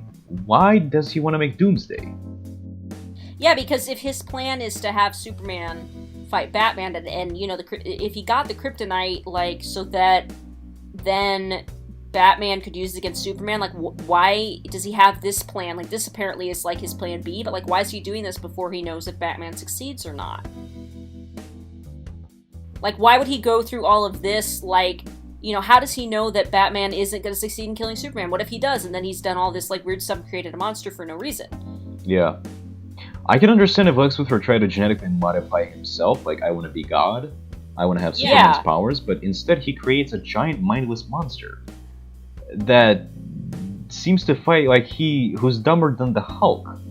Like, Doomsday in this version is kind of like the Hulk, basically. It's like, I'm gonna destroy anything because I'm mad. So it's not like he's even gonna be able to control. Like, there's no evidence that he's able to control the monster. So this kind of stuff I like. But even then, well, Superman evolved. Super death. Especially after, like, they just got done saying that it was a fucking bombing. Yeah, this doesn't make any sense. They established the fact that Superman is innocent, but then people are all riled up. They're rallying against him. Like, okay, like, is this a dream? Force Ghost. Like, I didn't understand. As Rich Evans said, Force Ghost. Oh, okay. I didn't understand this sequence at all. Clark, use the Force, Clark. And by that I mean snap Lex Luthor's neck. You already have experience. You did it once to Zod. Robin Hood, is that you? But this I don't get. I really don't get it. So Superman goes into the mountains to clear his head, and he sees a vision of his... Kevin Costner! Yeah, well, he sees his father for some reason.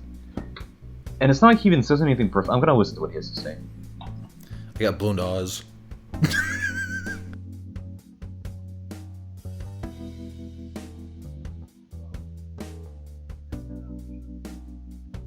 He talks about some bullshit from the past, like a flood.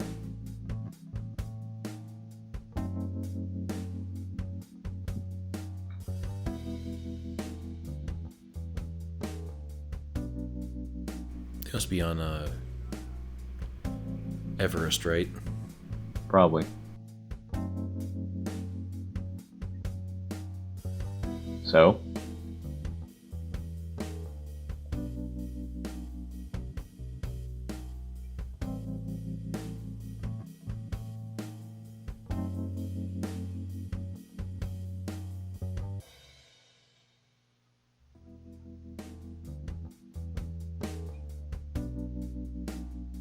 Oh, Christ.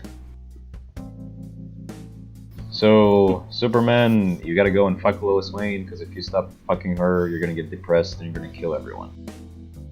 Pretty much. That's what the Flash said. Lois is the key. Actually, no, Superman's the key. Lois is the gatekeeper. The key, yeah.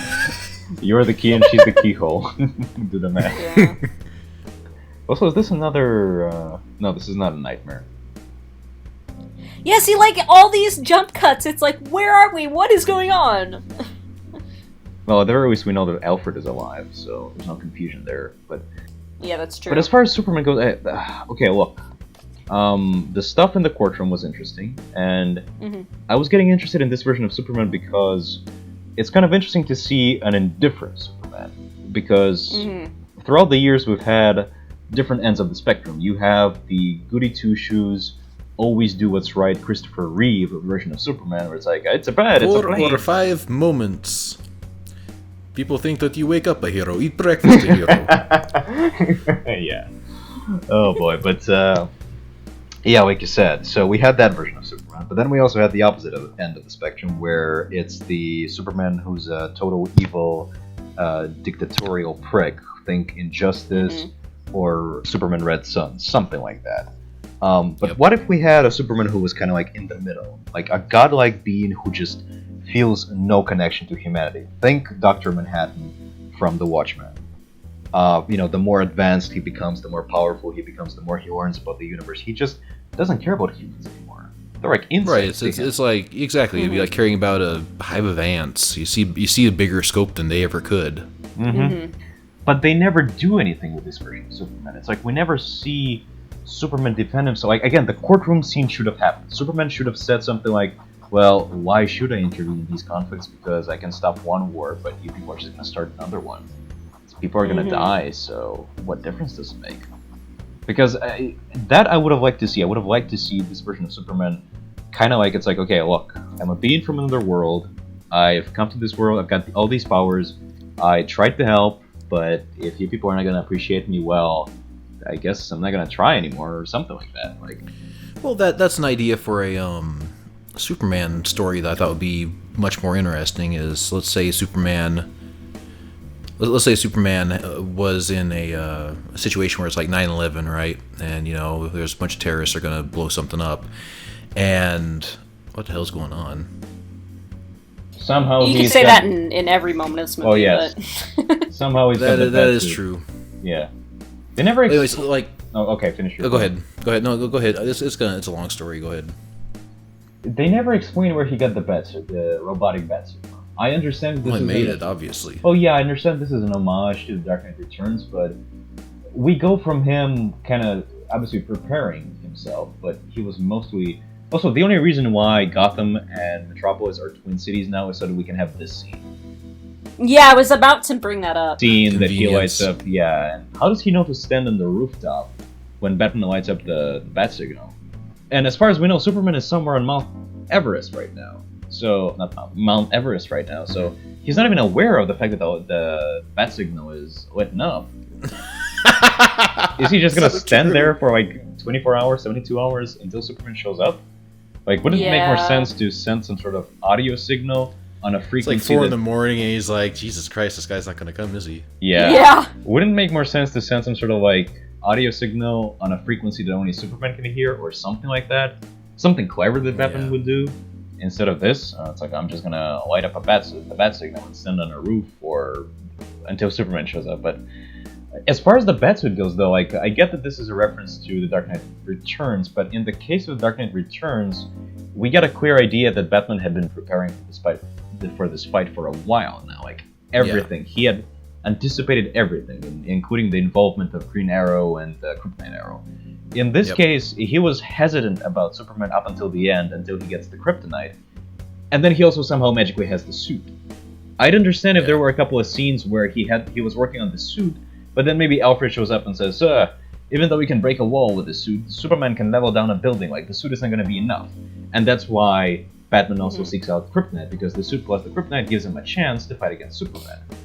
But... Yeah.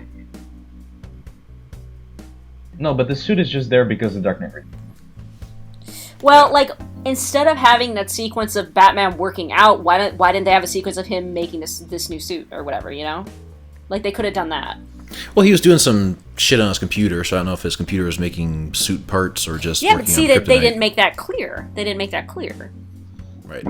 It's not a big issue, mind you, but just like, maybe instead of having 20 scenes of Lois Lane talking to that general, trying to clear Superman's name, even though everyone's already forgotten about the massacre in Africa, maybe have a better setup of the fight between the two of them, because the fight scene that you're about to see is so short and so anticlimactic that it just yeah, pretty much. Well, going back to the also yeah, pushes her off. And 3, 2, 1, da da da da da da. Super boner. Why didn't you save Jimmy? Good question. And also, she never asked, like, why didn't you show up 5 seconds later to save that camera reporter guy? Jimmy, yeah. Why didn't you save Jimmy? Why didn't you save anyone else in Metropolis? Why are you... Look, I weren't you just on Everest? Yeah. In Dark Knight Returns, apparently Superman has, like, absolutely great hearing where he can hear almost everything. So the old Batman just basically says where Superman Lights up. Puts he basically carves in at Bruce's feet where and when, and Bruce just basically says where, and he knows Superman can hear him. No, Superman asks where, and Batman's response is Crime Alley. Oh, okay. So they could have done something like this, you know. But again, the setup there is a hell of a lot better than this too. So. But in The Dark Knight Returns, there was a reason for the two of them to fight. Like, Superman was a lackey of the government, and Batman was making the government look incompetent because he was able to preserve peace and order in Gotham while the rest of the US was in chaos. Whereas in this case, Superman's got no reason to, like, if Lex... Okay, we might want to listen to this because that's where he gives his backstory.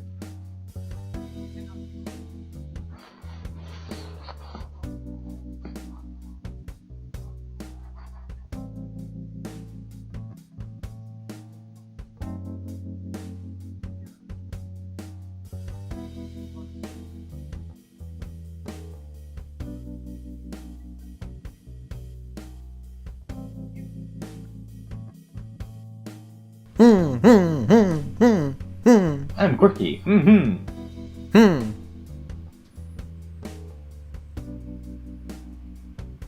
See, even he knows how ridiculous his plan is. Why? If you've got Doomsday, why do you need the fight to happen? And if you've got... Yeah. Why you... You have the fight happening, why do you need Doomsday? If you had kryptonite, why give it to Batman? Why want Batman to fight you? Why not create a power suit, a suit of armor like he has in the comics, that's powered by kryptonite? Why doesn't he just start strangling Lex Luthor until he tells him where frickin' Martha Wayne is, or where his mom is? Because this version of Superman is good. Remember, like before the two of them started dialogue, he says something like, "I should break every bone in your body, but I'm gonna bring you in because I'm good."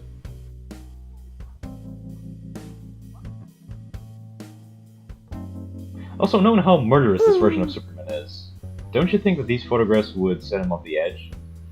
Yeah. Or at least send Lex off the edge. Yeah, I was about to say, like, why wouldn't he go and, like, you know, hold him over the edge of the thing until he... Also, the true colors of Superman about to be revealed in 3, 2, 1... Injustice Superman.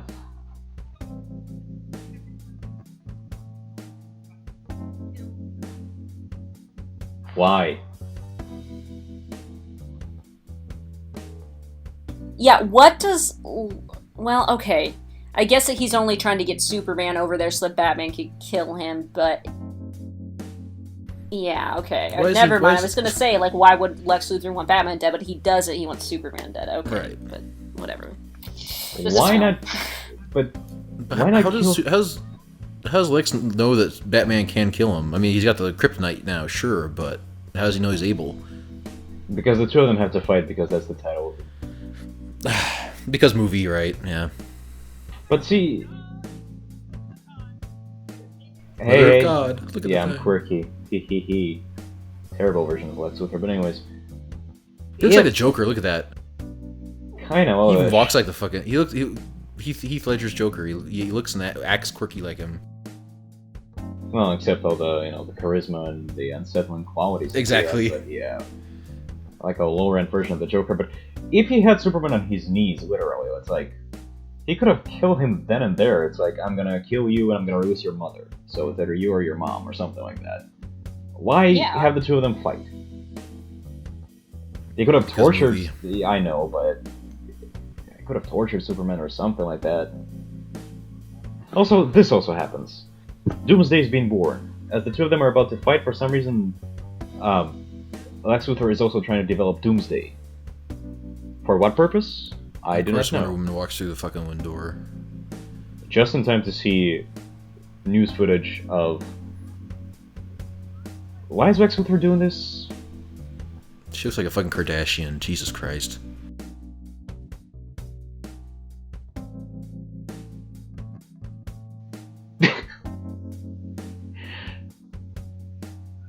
Is this like a take they took at like 3 in the morning? How would Batman...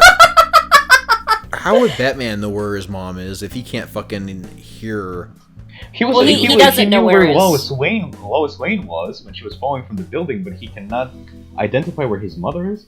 Also, more Yeah, good ridiculousness. question. As the two of them are about to fight, we cut this shit to establish more DC cinematic universe. As Mike from Red Letter Media says, he sends her a fucking AOL text message. That's like, hey, look at all the stuff I found.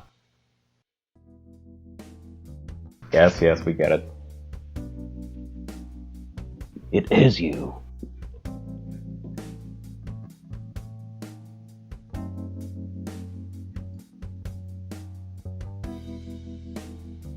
What about that thing that happens sometimes when like kids are born that look exactly like their great grandparents and they have like photographs, you know? There's also one question she didn't scroll down, down enough. It says, "P.S. Do you bleed?" Once a month. Yes, exactly. Also, here's the Flash. And for some reason, exciting music starts to play. Like, oh my god, it's the Flash! Look. Buying groceries, so exciting.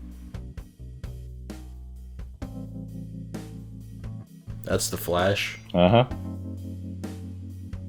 Oh, and see, there's lightning and shit. Yeah, There's even though Flash. he's just supposed to run fast, not. Does every superhero in this universe cause collateral damage when they try to do good? Apparently. Also, this is probably the most ridiculous. This made me laugh. Yeah. Fucking Cold Drago shows up underwater. The fuck? Uh-huh. Khaleesi! What? We can't hear you. Get the fuck away from me! What? You're underwater, we can't hear you, sir. And then... There's- Aren't you excited for an Aquaman movie now?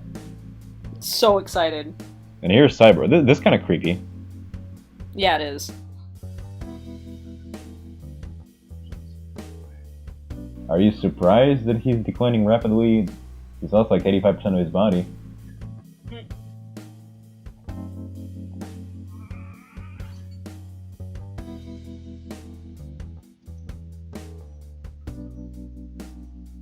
Also, this is a mother box, not a reference to Darkseid. Don't ask me how they have the mother box, or why it's acting up, or why it turned Cyborg into Cyborg. Because movie. Because franchise. Why did he feel the need to shut off the camera then and there? Yeah, like, wouldn't you want to film that?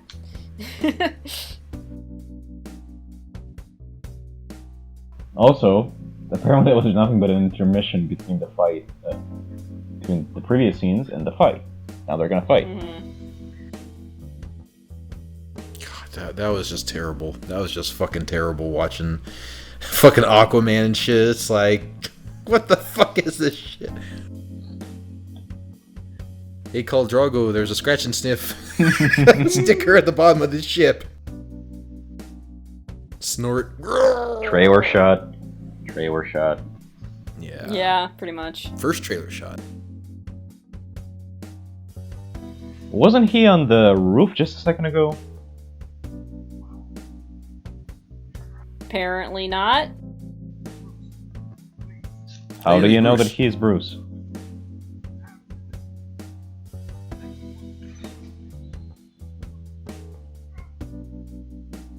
Okay, this I kind of like that he prepared himself for the battle.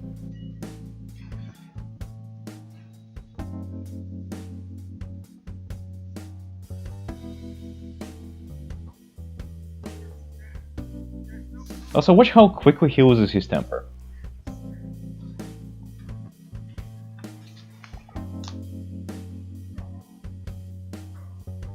Autobots rule out. You know that he's bulletproof. Rubber Why bullets, would you? right? Yeah. Right? But he knows that Superman is bulletproof. Why would you even try this? Probably Just just to get as a away. distraction. Just Yeah. a distraction, I'm assuming. But okay, so even though Superman was not really injured by any of this, this is when he loses his temper and it's like, alright, I'm gonna kill you now.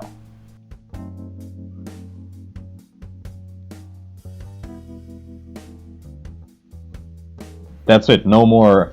As I was saying, we should work together to stop Lex Yeah! Luthor. Instead, I'm gonna break you. All you do is grab Batman by the collar, lift him up about 1,000 feet over the sky, and say, okay, now just listen for about 5 seconds and I won't drop you. Yeah. Oh, thanks for your mercy.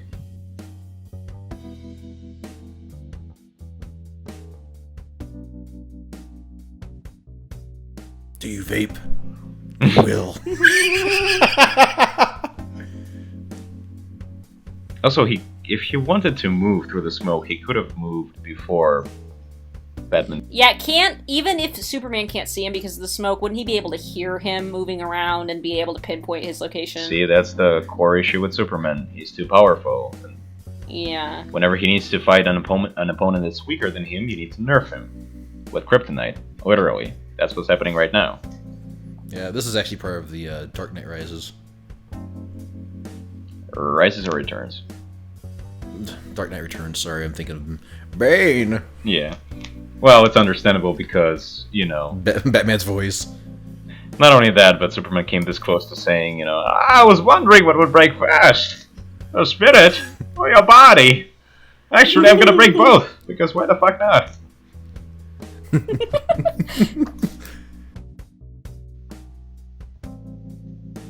Also, this is the moment we've all been waiting for, folks. 2 hours of waiting for this. 2 hours of complete bullshit for this, huh? Yeah. I feel nothing right now. Yeah, like it's that's what I was gonna say. Like a lot of these scenes throughout the movie, like they're supposed to be exciting. You're supposed to be like, oh my god, what's gonna happen? But like it's just like things are happening, Oh, but it's I so don't really tense. care. These two people not, who though. go out and just, kill whoever they feel like it are fighting to the death. Oh no. Yeah. Somebody stop them. The humanity. Think of the children. Also, again, why not just make kryptonite daggers or something like that? Because the gas doesn't work. It works temporarily, but that's it. It's because of script. Yeah. Why? Yeah, like if Batman was really this prepared to fight Superman, he would have thrown the stuff, and then while Superman is reeling from the effects of the kryptonite, he would have stabbed him. He wouldn't have messed around and like played with him and stuff. Kryptonite brass knuckles. If he had them, this wouldn't have happened.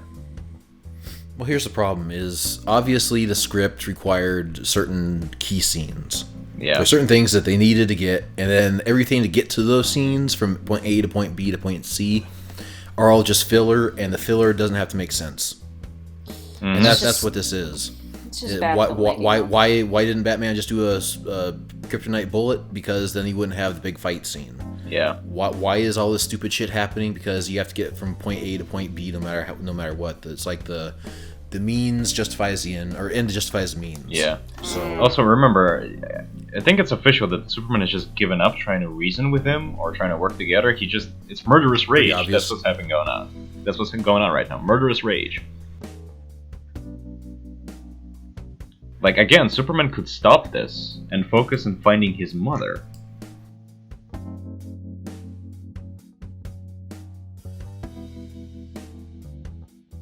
gotta nerf him again. Because, Oh god! he's gonna... Oh... He's gonna go all saw on his ass. Uh-huh. Tell me, toilet. That would've been funny. Do you wash?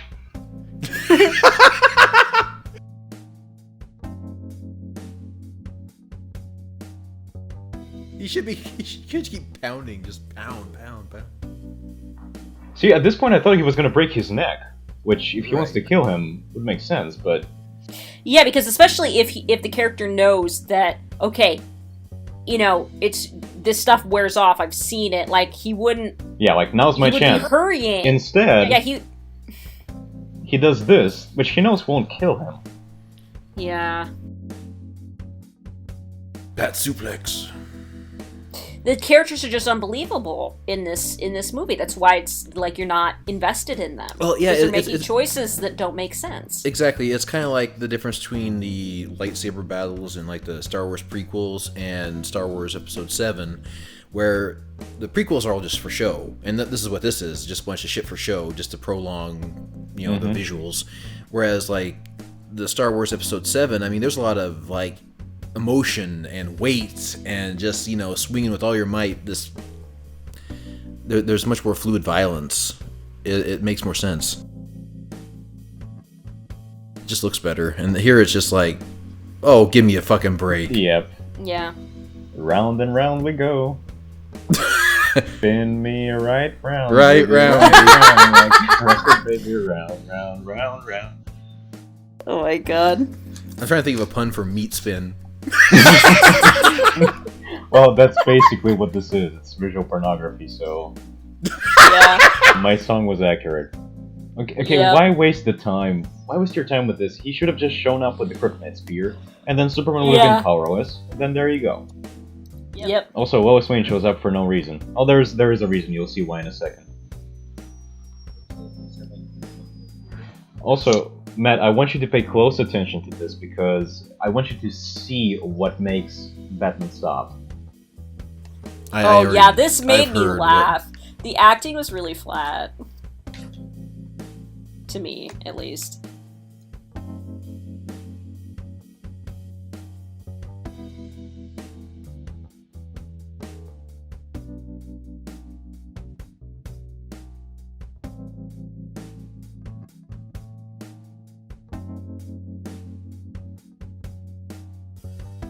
Mommy?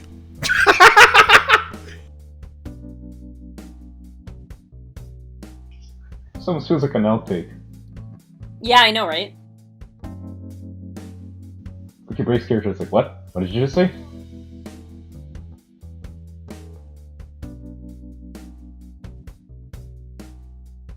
Gotta save Mommy? From the big bat in her tomb? Or maybe Martha's the key. Nah, it couldn't be. Have to be the other way around. Again, visually all of this is beautiful. Yeah. Oh yeah. But I guess this should be the payoff of all the nightmares. But you would think that again, the Nightmares in Dark Knight Returns is Batman resists the urge to be Batman. That's why he gets the nightmares. It's like Gotham has gone to shit. The crime rates are through the roof.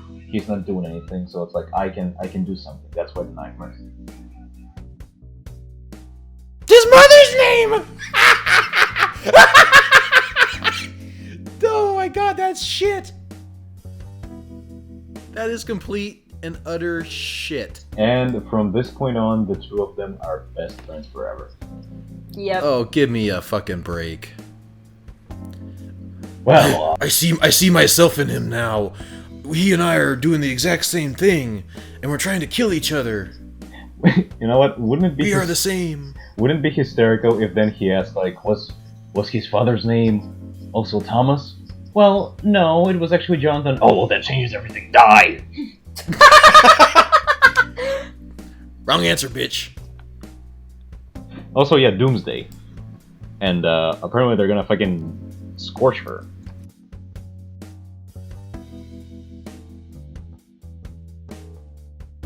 Flamethrower? Why the fuck not just use a bullet? Because this guy's a villain. And you're telling him this now, after wasting 30 minutes beating the shit out of each other. And like I said, all you do is grab him by the collar, fly up about 1,000 feet in the air, and be like, listen, I'm not going to drop you if you just give me 2 seconds To find my explain mother, myself. Martha. Done. Yeah. We need to work together. Lex Luthor has manipulated both of us. He's the real enemy. Why are the two of them friends all of a sudden? Because mommy issues. I guess. Yeah.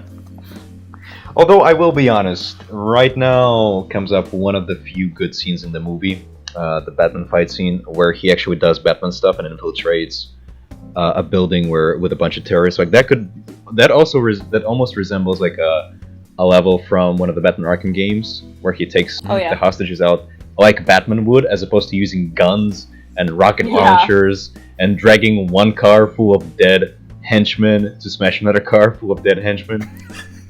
I was laughing my ass off when the fucking car was just rolling. The one he was towing was just rolling around the street, and you're like, man, anybody who was in there is fucking grape jelly by now. Yeah. Yep.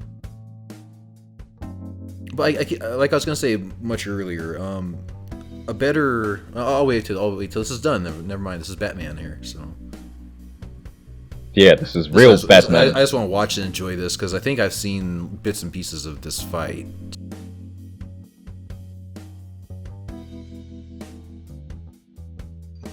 I'm not sure. Does he murder them here or? Of course he does. Oh, never mind. Yeah. We're back to murder, man. Silly questions. Yeah, see? Rubber bullets. Honest. But real fire. But real fire.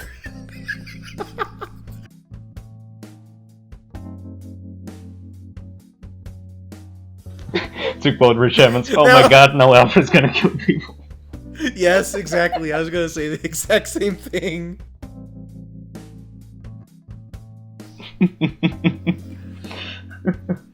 I killed Mufasa.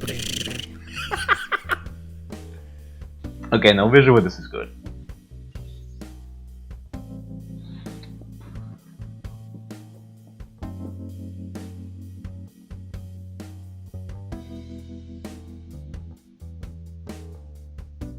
Tension, you don't know where he is, but you know he's coming. Yep.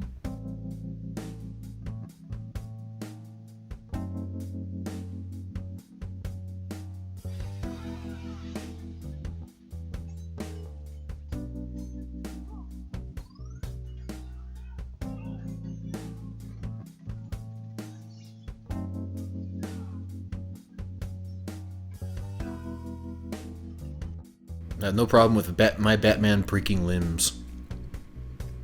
Mm-hmm. He'll live. So I'm surprised like Batman never like took a villain and just broke their neck so that they're paralyzed from the waist down or like, neck down. Cripple them like, Christopher Reeves. You'll never catch me, Batman.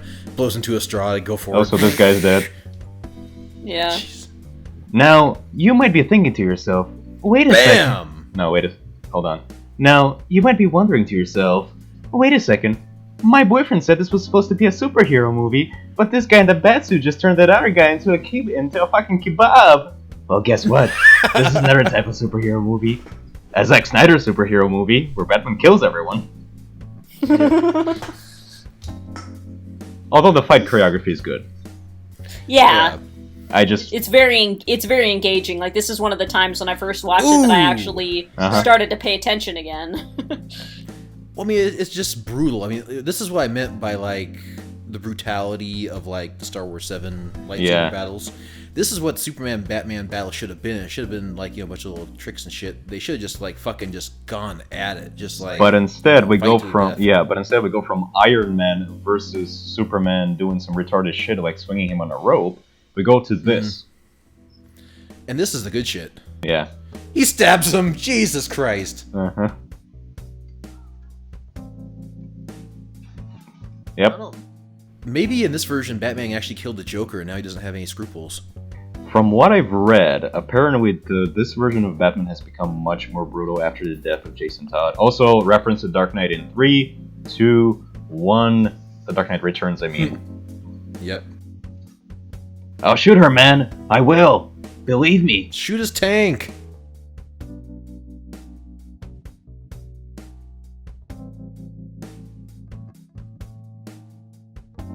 Shoot him in the head! Shh.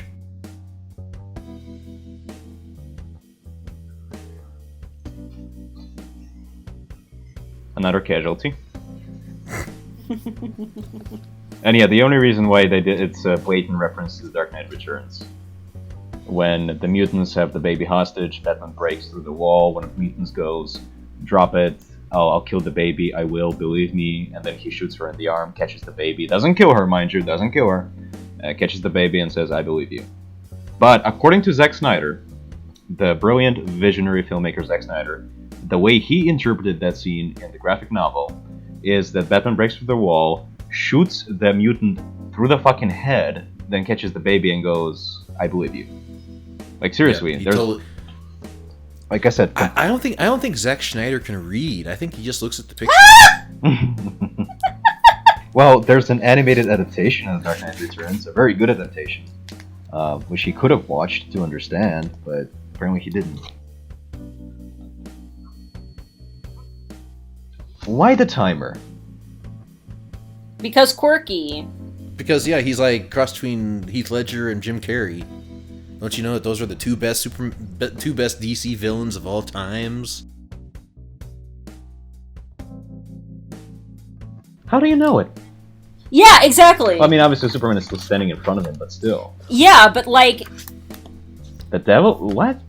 Like, see, here's the thing. Like, what if Batman had killed Superman with the kryptonite or whatever, but now Lex Luthor has created this monster that, for no reason, because Superman is dead. And now he has this monster he can't control, and oh, by the way, he can't kill it because Batman stole his kryptonite. So what the fuck's gonna happen now? Like, it makes no sense. I'm gonna tell you what's gonna happen. A Matrix Revolutions level of visual pornography. That's what's gonna happen. A mindless Well, fight. yeah, but... Also, what the fuck is up with that squid at the bottom? That's what I was wondering too earlier on. I'm like, what the fuck is that thing swimming in the water? How did you know this was gonna create Doomsday? Why does it create Because- Doomsday? Why does General Zod Why is- plus Lex Luthor's blood turn into this? And why doesn't Doomsday look...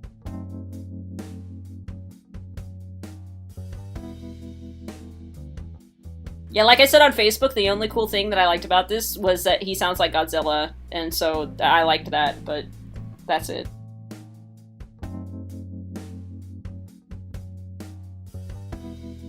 And then Doomsday tries to kill Lex Luthor, and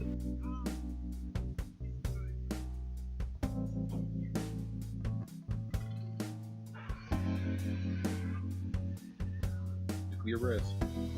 see, like he's about to punch Lex Luthor, and Superman technically saves Lex Luthor. Yeah. Just let him punch him. I won't kill you, but I don't have to save you. Yeah.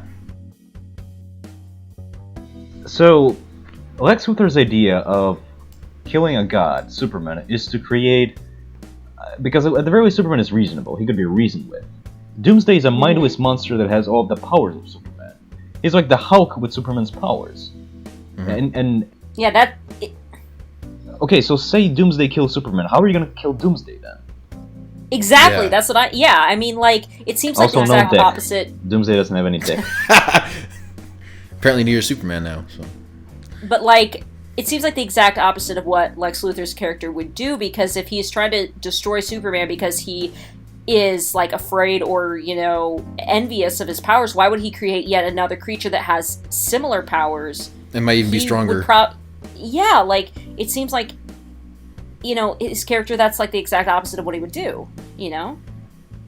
Yeah, exactly. And Doesn't make now any- Doomsday tries to kill... Apparently this is a reference to King Kong, from what I've read. Ugh.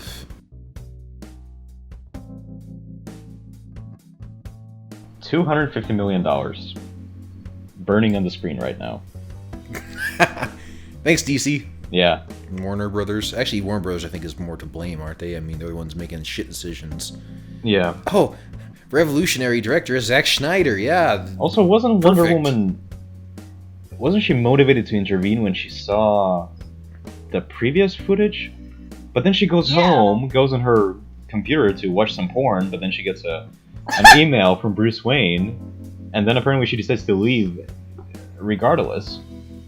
Not Yeah, on her like, invisible why- jet either. It's on her opaque jet. And apparently she's flying coach, too. Also, Doomsday now has electricity powers. Of course. And more wanton This would- destruction. Remember, they're trying to repent for Man of Steel. Yeah, like, now, like, in the latter half of the film, the cuts from one place to another actually make sense and I can follow them. But that's because we're past all of the little Expositional subplots, like, bits. yeah. Well, no, not just exposition, but the little subplots, like the bullet thing, the guy in the wheelchair, the fucking white Portuguese stuff. We're past all of that, and we have a concrete plot and a concrete story that's going from point A to point B. So now it's easy to follow. See, now Superman has kind of the right idea. Try getting his ass into space and dump him. Just throw him into space and hope the momentum just keeps him going. Throw him into the sun. Yeah. Yeah. Then again, Doomsday is half Kryptonian, so he would be powered by the sun. So Throw him away from the sun.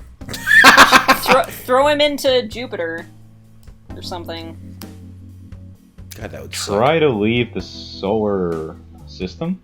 Superman obviously would probably die because he would be away Well, your from best his bet is power try to source. throw him as hard as you could out of the solar system. I know as Doomsday can fly as well, but Yeah, we don't know that yet. I don't think he can. I think he's only ever shown to be jumping. He doesn't fly. He just like jumps real high. yeah. Oh, Also, and here's how they're gonna make Radioactive Man from Superman 4. yeah, they're gonna nuke. Nuke him. Yeah. Also, credit where credit is due. At the very least, Superman has the right idea. Take him away from the city. He's learned something. For once. Yeah. For once. Although Just now that about Superman wait. is doing this, why did they launch the nuke? I don't know. Like, aren't they concerned about like nuclear fallout? Like, even if it's way high in the atmosphere, like it's still gonna come back down to Earth, isn't it? I mean, It's come on now. because actually in the sky it just creates a electromagnetic pulse is what a nuke will do in space. Oh, okay. It doesn't cause like as much fallout and shit. Yeah. Unless it's still in the atmosphere. And that's also what happened in the Dark. Science. The giant AMP blast. Yeah. I learned something new today. Science.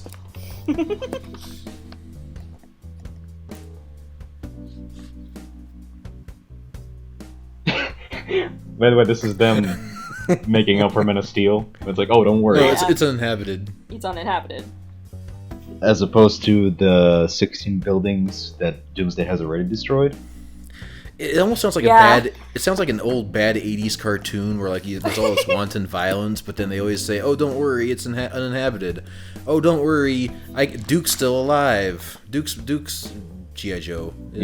Just woke up from a coma." Also, fucking die. this is how Doomsday Here's the starts- Doomsday I was looking for. Yeah, but it's visual. Pornography, yeah. I mean, and it looks cool, but if you don't have a nice story, it's just the film is empty. Yeah. Well, Zack Snyder, Katie. Zack Snyder. You really think you're gonna get like qualitative entertainment that isn't just visual pornography? I mean, honestly, they might have had a better job with Michael Bay. And that's terrifying if you think about it. The Transformers would come in at the end.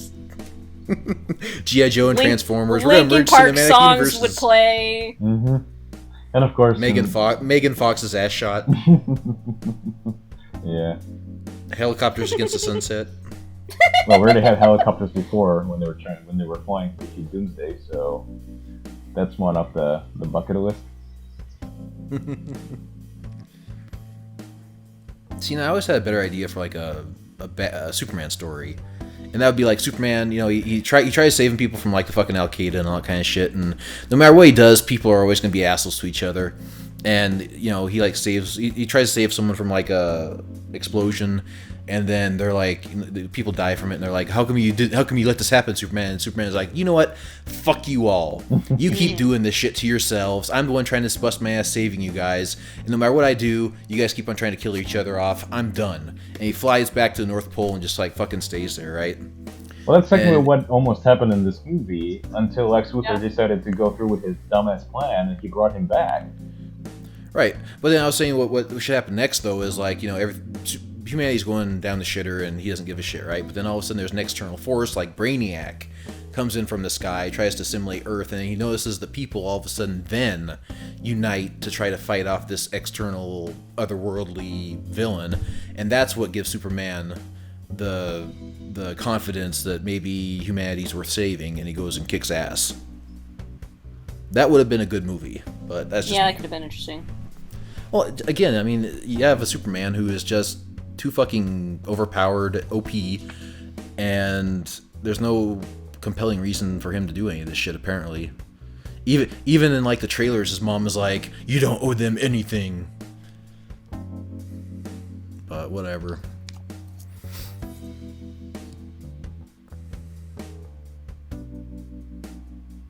Also, Love that. Also, Wonder Woman enters the movie in 3, 2, 1. Yep, she's already there.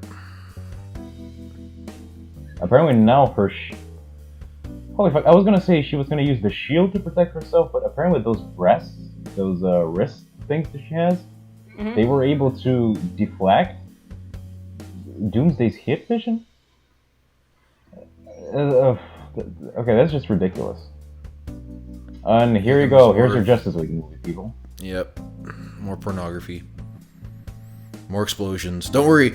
It's no one was it's uninhabited. It's It's uninhabited. an abandoned part of town. Also, Lois The Lane entire is- abandoned half of town that they're blowing up. Yeah, the only reason Lois Lane is still in this movie right now is because she needs the kryptonite spear. They need the kryptonite spear. Yeah, and didn't the Red Letter Media guys point that out? Like, why? How would she know that they would suddenly need that? Why is she going back down? You know? Batman would be It's like aware nobody that they're told Kryptonian. her. Yeah, like a moment ago we heard Batman talk to Alfred. And it's like because Doomsday uses heat vision, he figures out that he's Kryptonian. So it's like we need the spear. But Batman never contacts Lois Lane and says it's like okay, we're gonna try to distract him, find the spear. Yeah. I think that whoever the actress is who plays Lois Lane is probably kind of being shoehorned into this movie. Like, you know, I'm not gonna sign this contract and be Lois Lane again unless I get like some quote acting parts. Yeah. So like, oh shit, we gotta have her do something. Hero shot, So everyone. That's have why you- they we'll created have you that bullet subplot. Yeah, exactly. We'll go make you hunt down some bullets that don't go anywhere, and then we'll have you come back in the end and give them the spear. Yep. Also, to anyone who is still remotely interested in a Zack Snyder-led directed Justice League movie, this is it, folks. The last Yeah. 15 minutes of the movie is what you're gonna get. Just add the Flash, Cyborg, and underwater Khal Drago, and there you go. Oh, now she has the shield. Where'd you get that? Nowhere. Shows Ryan Reynolds' ass. Pulled it out of her cleavage. I mean, that's What where we cleavage? ladies keep What everything. cleavage, Katie? Oh, We already established this lady has no tits. But she can fly now, apparently. And so can Superman. There's no wind resistance. Yeah. Also, I wasn't lying about Matrix Revolutions. Look at this. Also, the CGI is not even that great. Like, the way Yeah. the people are composited into this... You Like, can't tell what the hell's going on anyway, so... yeah. Yeah. I wish if they actually do like a DVD version of this, I want to see like them in the green screen screaming at nothing. All right, now you're gonna look at this tennis ball, and we need you to go ah. Here you go, people. Gods fighting gods again. Did you guys see that meme where Benedict Cumberbatch is playing Doctor Strange, and you see him like do like this like flight pose, and he just kind of like hops and skips down the road? I'll go find that though, but it's hilarious. It might look good in the movie though, but it looks like shit when he has to quote act it. Because he's like looking up at the sky, he does like a jump, and he just falls down and starts walking away. Cut. Also, visual pornography. This is just it. Yeah. There's no... You don't feel anything during this fight. You don't know what the stakes are. Also, he was not able to find his mother, but now he can hear Lois Lane is drowning Yeah. and needs him. It's like he's got some sort of spider sense. Well, he's got selective hearing.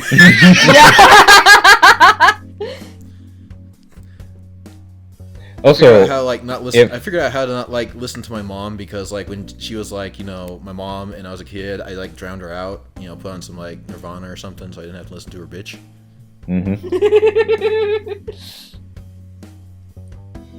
Also, apparently Superman was maybe a minute away from turning into a dictator. Like, if Lois Lane were to drown here and now, that's it. He would have joined Darkseid, if the Flash is to be believed. Yeah. And there's Batman running away courageously. Yeah. I can't do anything against this thing, so I'm just gonna keep on moving. I guess I kind of like it because it shows that he's the only human one. Yeah. Yeah, I mean, it's better than flying and shit, though, but the entire thing's CGI. You don't give a shit about any of it. Yeah. I mean, mind you, it's better than him still having the... Actually, the good question is, why doesn't he put back the robot suit and use that to fight Doomsday? Yeah, good question. Yeah, maybe it's still inside that. Have Alfred fly his drone and try to attack Doomsday or something, you know? Yeah, well, the Batplane is permanently destroyed, but still. Now she has the spear, and why not say, like, Wonder Woman, come here, I've got the spear. Or Batman, come here. Yeah, for a second, when I first watched this, I was like, oh, Lois Lane's gonna be badass and try and throw the spear at Doomsday, but no, she just, like, tosses it away. Like, this important thing that they need, you know, is now in the rubble. Upskirt.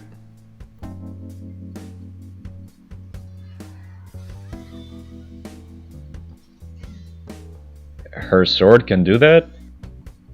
Wow, I didn't realize that it could destroy Kryptonian. Never mind. Well, I guess it's made of magic, and in the comics, Kryptonians are not immune to magic. Like, they can be hurt, but they never established this, so who cares? Also, the idea here is that Superman is gonna fly and impale Doomsday with the spear, potentially sacrificing himself, but why not just give it to Wonder Woman? Apparently Wonder Woman can fly. Exactly. Yeah, I mean, Superman can probably hold off Doomsday better than Wonder Woman can. Because, you know... Yeah. Like, even technically, if the two of them hold Doomsday down, even Batman can throw a spear. Then Batman could have. Yeah. That would have been cool to see. Also, where did she get the lasso of truth from? Well, you see, her ass is just so gaping that she can hide a shield and a lasso in there. Well, she's got no tits, so she's got to compensate somehow, but still. that shield's what she uses for a diaphragm. Jeez. Also, heroic sacrifice. 3, 2, 1.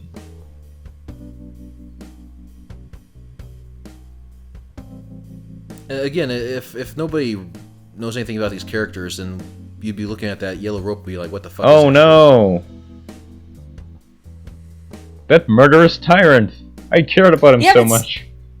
Yeah, I know. See, that's the thing. It's like this whole movie they've set up that a lot of people don't trust Superman, and apparently he's not this great. Including guy. the audience. And so then, exactly. And then now we're dying, or we're watching him die, and so we're supposed to feel something about that, but we don't because the whole movie has set him up as this guy that we're supposed to be like, you know, unsure about. Yeah. Well, that and the entire thing looks like shit CGI, so, I mean, there's no emotional weight. That and point number 3, we know for a fact that there's going to be a future Justice League movie. We've seen concept art that includes Superman leading the team, so all of this is for naught. Yeah. Yeah, exactly. We don't feel anything at all. Oh no, he's going to be dead for a total of 2 years until the next movie. Now you see, people that probably feel something... 3 days, Max. 3 days. Oh yeah, Jesus imagery. See, what they should have done to make people feel something is have Superman ride a horse, and then the horse bucks him off and he breaks his neck. Oh. Come on. Too soon. Well, no, not that. It's just that... The horse's name is Kryptonite. You actually like the Christopher Reeve version of Superman. Well, maybe for the first 2 movies, not the later 2, but still. Whereas in this case, it's just...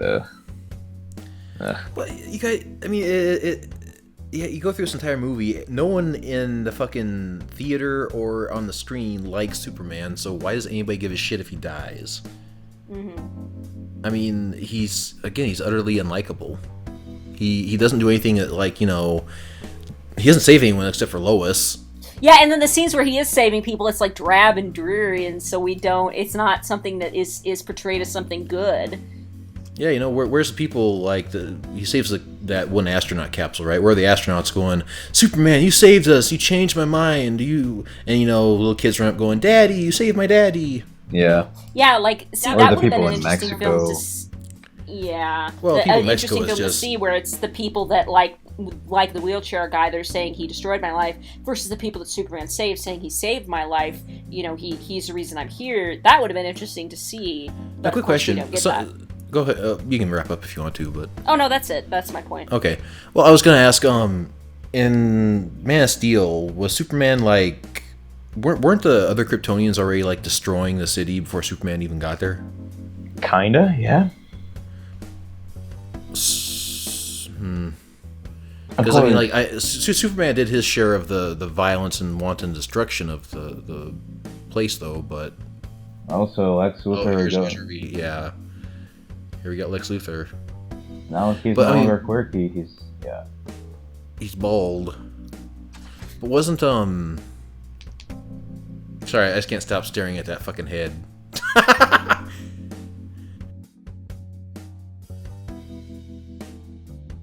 Now everyone's gonna feel bad about not liking Superman, and they're gonna write eulogies to him.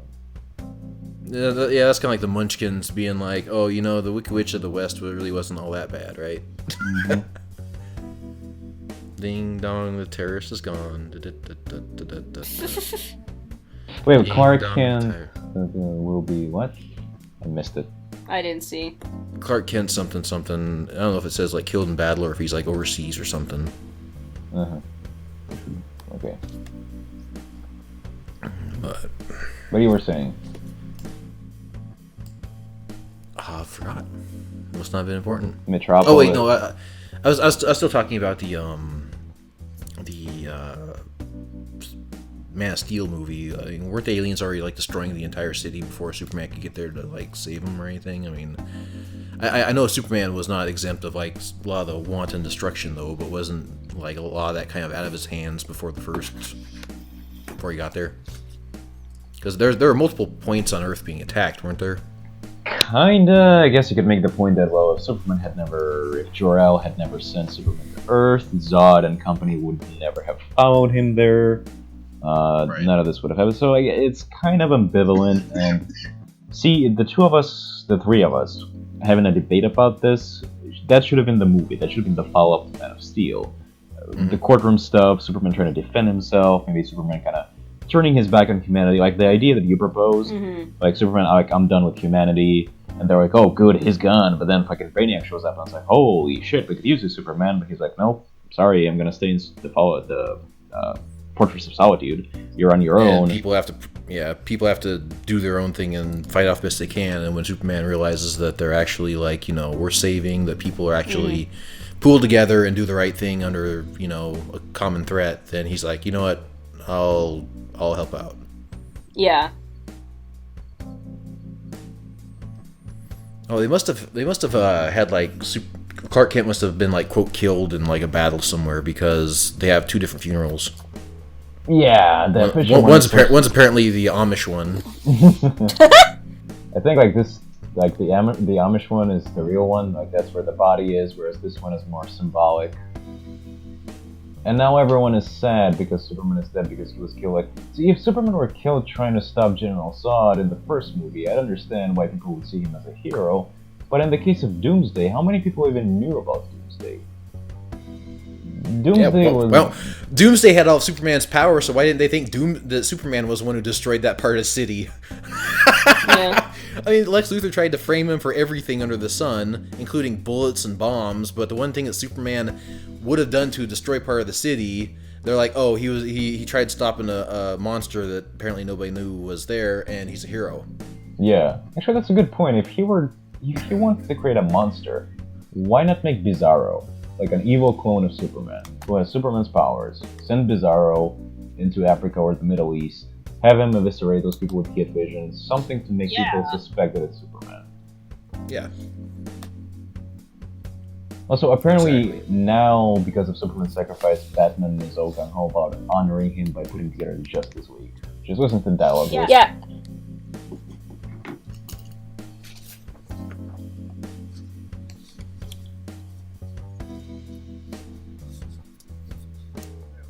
I failed him. You barely knew the fucker. Yeah. Well, you already know where they're at. What about the vision from the Flash, though? Is that not in the back of his mind? Like, is he just writing that off as nothing? Well, technically the Flash did say, find us. But the idea was find us to prevent the future from happening. Now if Superman is dead, then that future is not gonna happen.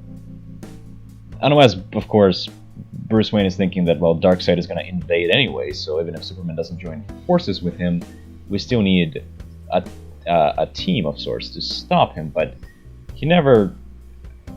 But do they know about that character? Does he know about Darkseid? I have no idea. Well, he saw the parademons. Well, yeah, but you don't know if like that's something that again, Superman seems to be was in a dream. Superman was like behind all of it, so because even like the parademons like bowed to him. Yeah. Yeah. Well, you saw the Omega symbol, so I assume Darkseid is somewhere in the background. Right, but I mean, you don't know that. No one knows anything about this Darkseid character, so you know Bruce Wayne could have been like, oh, maybe that's Superman's new symbol. Yeah, exactly.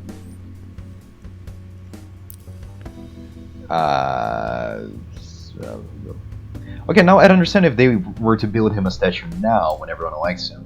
But before... Yeah. That makes more sense. They had to have the statue there just so they had something for the wheelchair guy to face. False god. More trailer shots, basically. Yeah.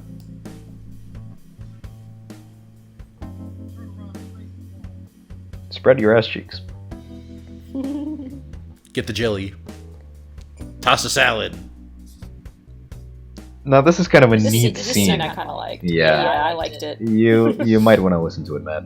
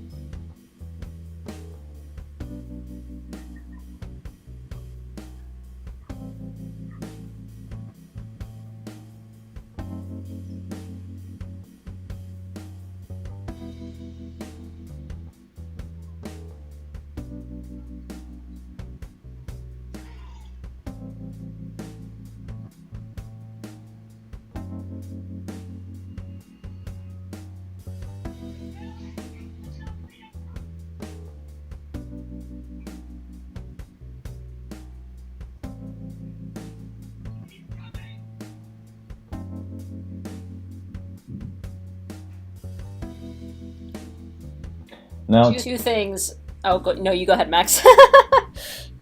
to anyone who doesn't know what the fuck is going on, which I presume is everyone, the reason why, remember the mother box with the cyborg scene?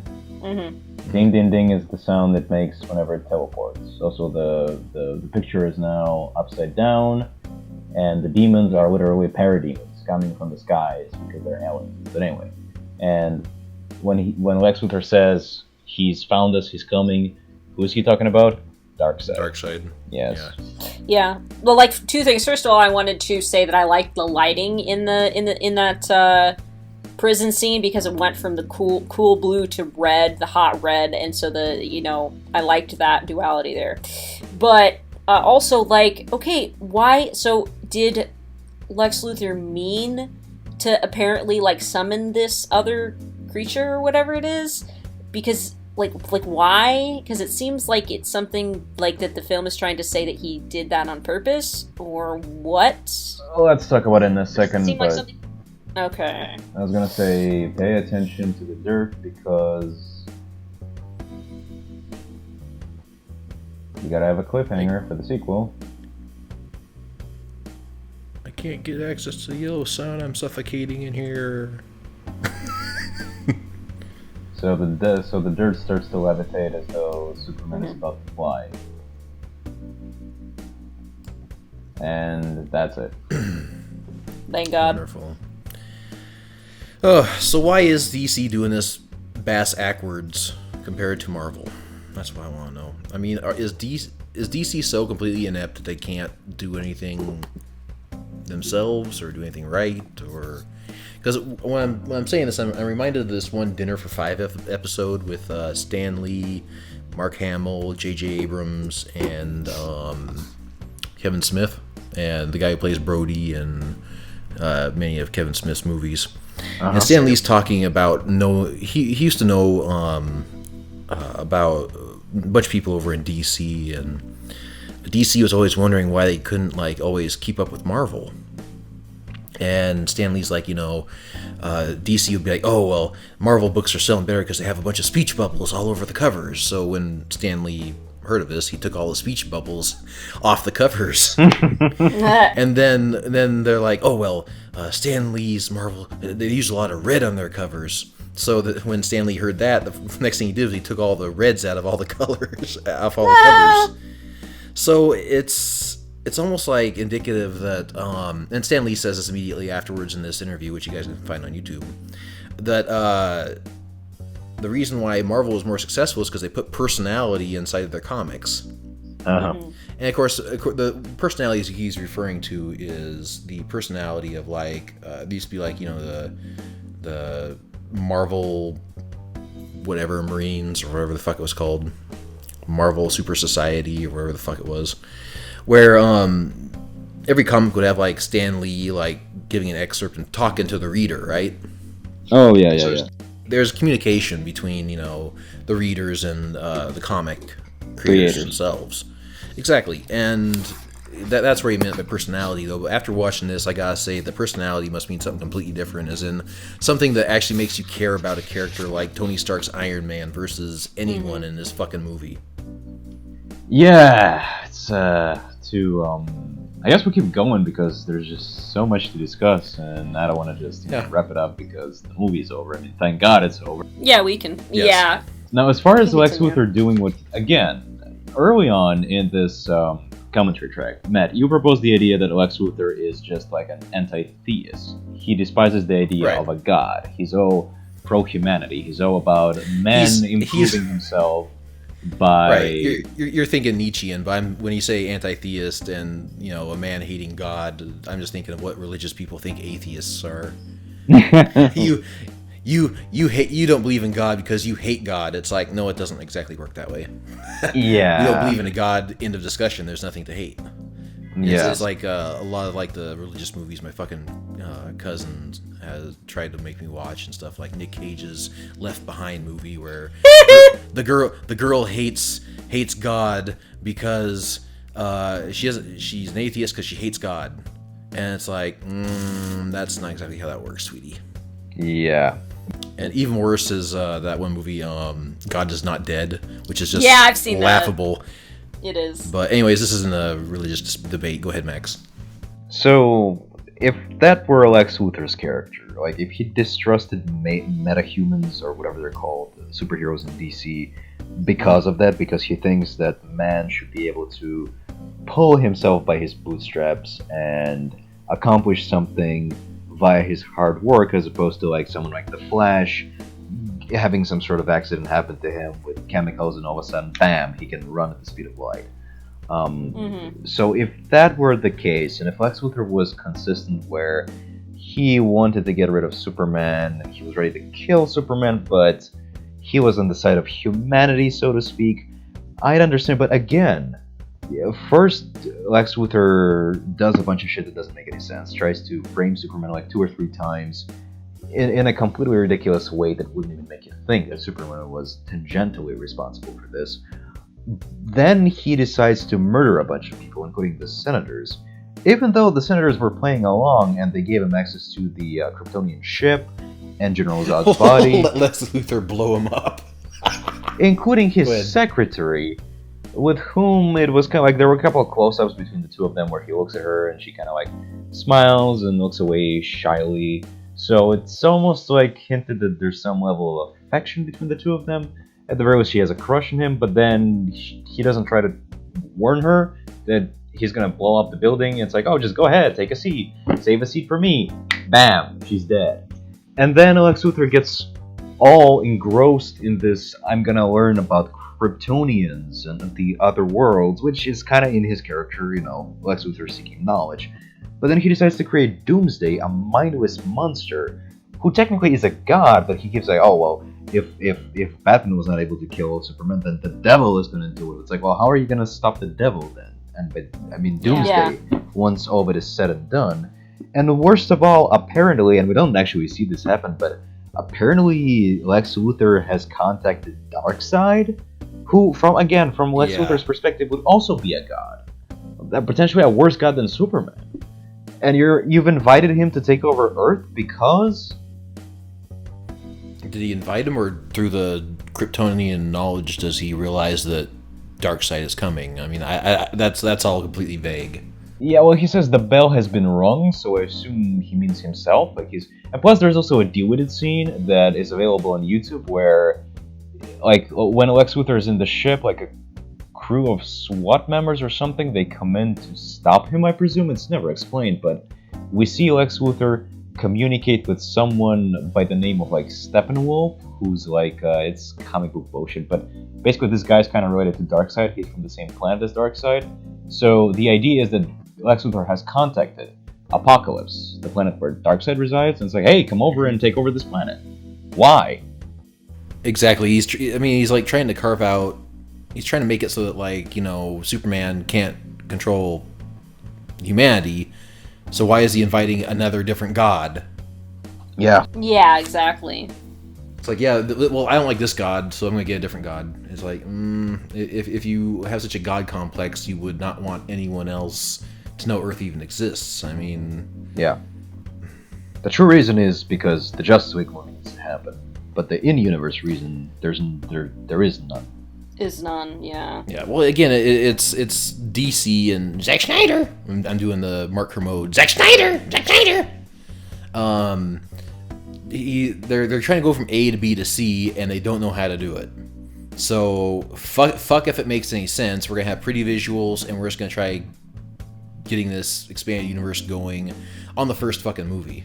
Well, second movie, but still. Yeah, they just know that they have to catch up with Marvel and start churning out Justice League movies and crossovers and stuff. Marvel like has a lot of red on their covers. Yeah, Marvel is making a Civil War movie where Iron Man is going to fight Captain America, so we're going to make a Batman vs. Superman movie where our Try to two beat him to titular... the punch. Yeah. And even though I have my reservations about the Civil War movie, at the very least there is some reason for the two characters to be on the opposing side of the conflict, whereas in this movie,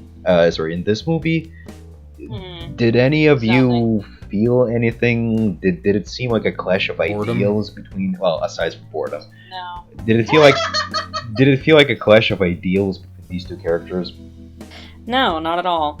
And it could have been. See, that's the thing, is that it could have been, but they just didn't take it in that direction at all. Yeah. Mm-hmm. Well, again, this is why the animated series from the 90s is superior to all of this shit.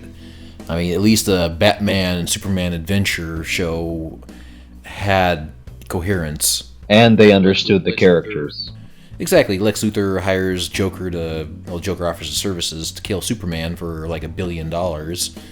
And Joker, Batman follows Joker to Metropolis, and he comes across Superman, and then they don't like each other because I don't like your brand of vigilante justice, and I don't like yours either. Yeah. And they start to blackmail each other, kind of. I discover your identity, you discover mine. You peaked. Yeah. And it's also kind of playful. The two characters never despise each other's guts outright. Yeah. They disapprove of each other's methods, but still. Yeah, exactly. And that's if, like... This movie was doomed to fail, because you start with the premise... Zack Snyder. That too, but you start with the premise like Batman v Superman for your sequel to Man of Steel. As many other people have pointed out, this movie was like a collage of 3 or 4 different storylines. They tried to do way too much at the same time. The only interesting thing, or the only interesting things, multiple, in this movie are the Batman stuff, and even that gets really questionable after the midpoint when we see Batman start nonchalantly killing people. Well, yeah, exactly. But the biggest disappointment, again, there was potential for a great Man of Steel follow-up where, like I'm thinking of that graphic novel, The Kingdom Come, like something very cerebral that asks the question of, should there be a Superman? Like, there is a Superman, but do we really need him? Should there be a restraint on his power? Because at the end of Man of Steel, when the government tries to spy on Superman using the satellite they had, Superman destroys the satellite and basically says, I do whatever the fuck I want. A bold He's statement. already on a path to dictatorship. Yeah. But then they never really addressed it in this movie. Well, I guess they kind of do with the senator, and she's like, this man, no one should be above the rule of law and whatnot. Yeah, see, that's why I wanted to see more of that character, and I thought that when she showed up, like, pretty much every scene she was in was, like, an interesting one that could have gone somewhere, you know? Yeah, and we never got to see Superman's point of view in this movie, his justification of his actions. Again, I would have really been interested in seeing a very, like, lethargic, nihilistic, or gross indifferent Superman, who, I guess you could kind of say that Lois Lane is the only contact he has with humanity aside from his mother, but That's the version you got then. A lethargic Superman doesn't give a shit except Lois Lane. Yeah. I suppose, but some internal monologue would be nice to reflect that, because otherwise it's not so much that he's lethargic, he's just Different.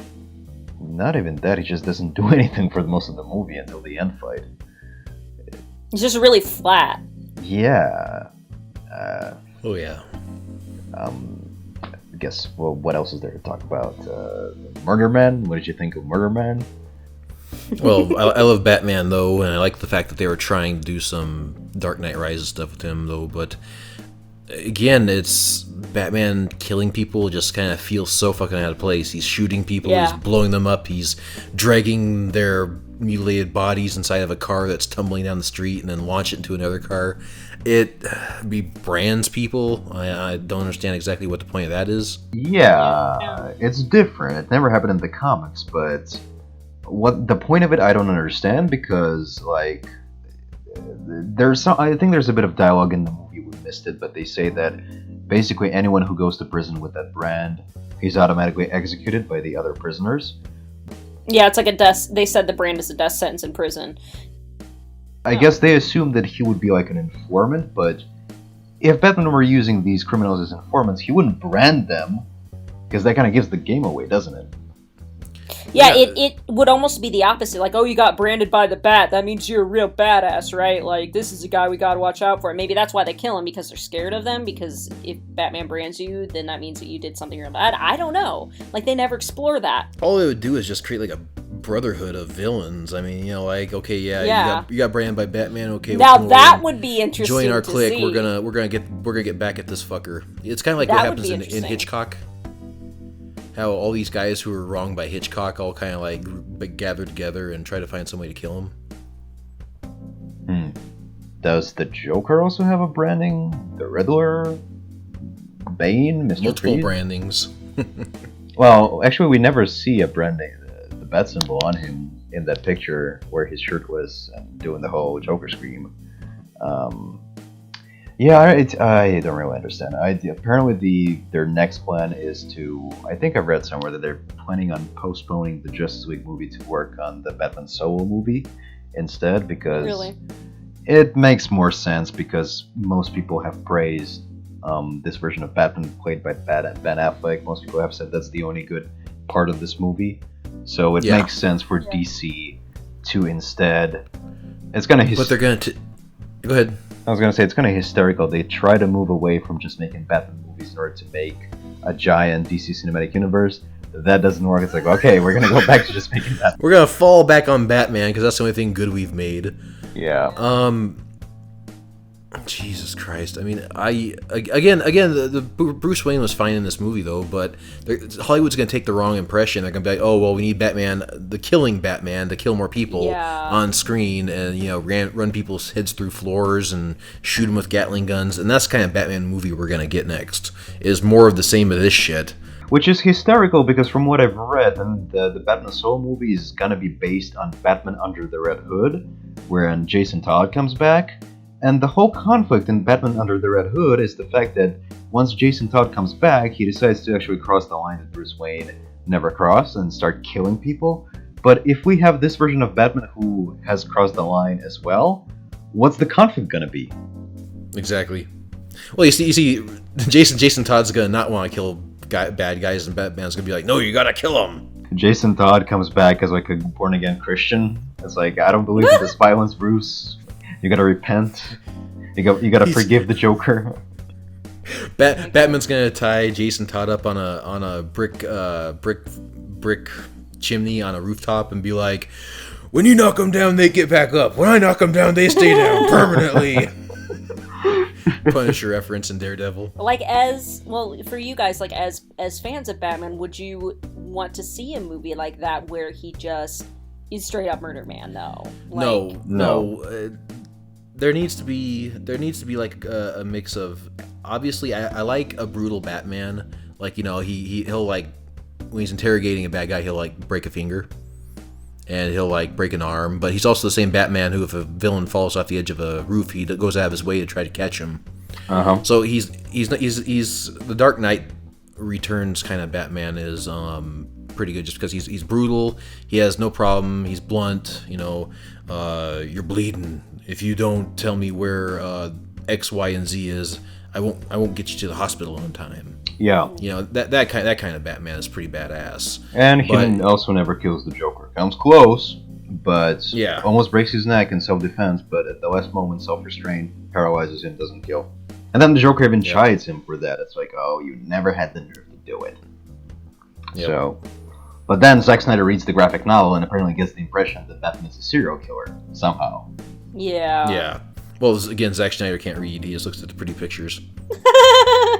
He just reminds me of like a fucking kid just sitting there, like, laying on his stomach, coloring with coloring books, and then reading a comic book and being like, I could make a movie. That'd be a cool movie.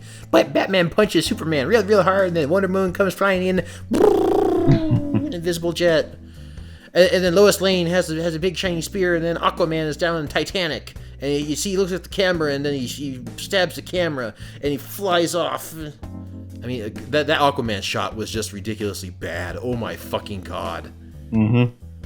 I liked the beginning when you see the eyes like looking at you. That's and I all. was like, oh, that's kind of cool. A pair of eyes, and then poof, right outside of the Titanic, like he flew off. He shouldn't have. Yeah, like that would have been cooler. The minute Khal Drago was underwater, I was like, what the fuck is this shit? I mean, it was just as bad as if like fucking Ariel, the Little Mermaid, would have popped out and been talking to fucking Sebastian or shit, and then swim off. You see that Disney? You bought the wrong franchise. That could have been you, Disney. Well, just to wrap up on Batman, I guess they're gonna make us so bad. At the very least, explain how he got to this point, I suppose. Because that'd be kind of interesting, because in the Suicide Squad and the flashback scenes, which happened before the events of Batman v Superman, like even the Batmobile, it doesn't have that massive Gatling gun at the front, so the idea is that he doesn't kill people back then.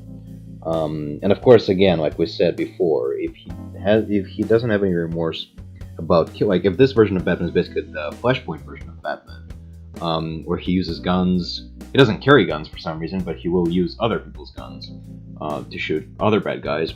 Then the question worth asking is, why is the Joker still alive? Why is Two-Face, Mr. Freeze, Killer Croc, etc., etc., etc.? Well, you see, what happened was I was in this successful franchise by the guy who did Inception, and then all of a sudden I started getting directed around by this guy who couldn't read. He did bleed, though. I made sure of that.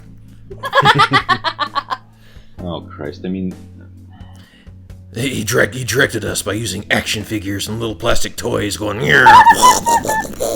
Big explosion, boom, boom, boom. Have you guys ever seen that Saturday Night Live skit where when Game of Thrones came out, they're doing a faux interview about making a Game of Thrones, and it's like, Game of Thrones, a TV show, is created by George R. Martin and a 14-year-old boy. And George R. Martin's like talking about like the parts of like, they're from his book, and there's a 14-year-old boy, and he's like, yeah, and I think it'd be really, really cool if like there's this guy, he's looking through a peephole and getting a blowjob, and he's watching another guy on the other side get a blowjob. Wouldn't that be so cool? And that's why I see Zack Snyder as is fucking between 6 and 14-year-old prat, just like, wouldn't that be cool? And he even fucking talks weird. I mean, I don't know what his fucking problem is though, but he is. I mean, granted, he can direct beautiful scenes, but he should not direct a whole fucking movie ever. Yeah. This movie is just it's a great enigma. Like, I guess maybe when the full R-rated version comes out, I don't want to rewatch this movie again, but maybe I'll like fast forward to see what's different, if it makes more sense, perhaps. But hopefully somebody on YouTube just like makes a compilation, yeah, makes compilation of all the missing scenes or all the new stuff and be like, yeah, don't waste your fucking 4 hours of your life. But as is, if this is any indication of where DC wants to go in the future with its franchises, In the ground with Superman. well, in that case, maybe they should just stay there. Maybe make some more Batman solo films. Maybe they'll try to retcon him murdering people somehow. I don't know. They should just make more animated films because that's the only part of their entire fucking thing that they're doing somewhat right. Like the Killing Joke. The Killing Joke's coming out. Awesome. As far as the live action stuff goes, sorry, feminists, we're getting the Killing Joke. Meaner. Yep. Ding, ding, ding. The bell's been rung. The movie's coming out. I'll stop on this. Yes.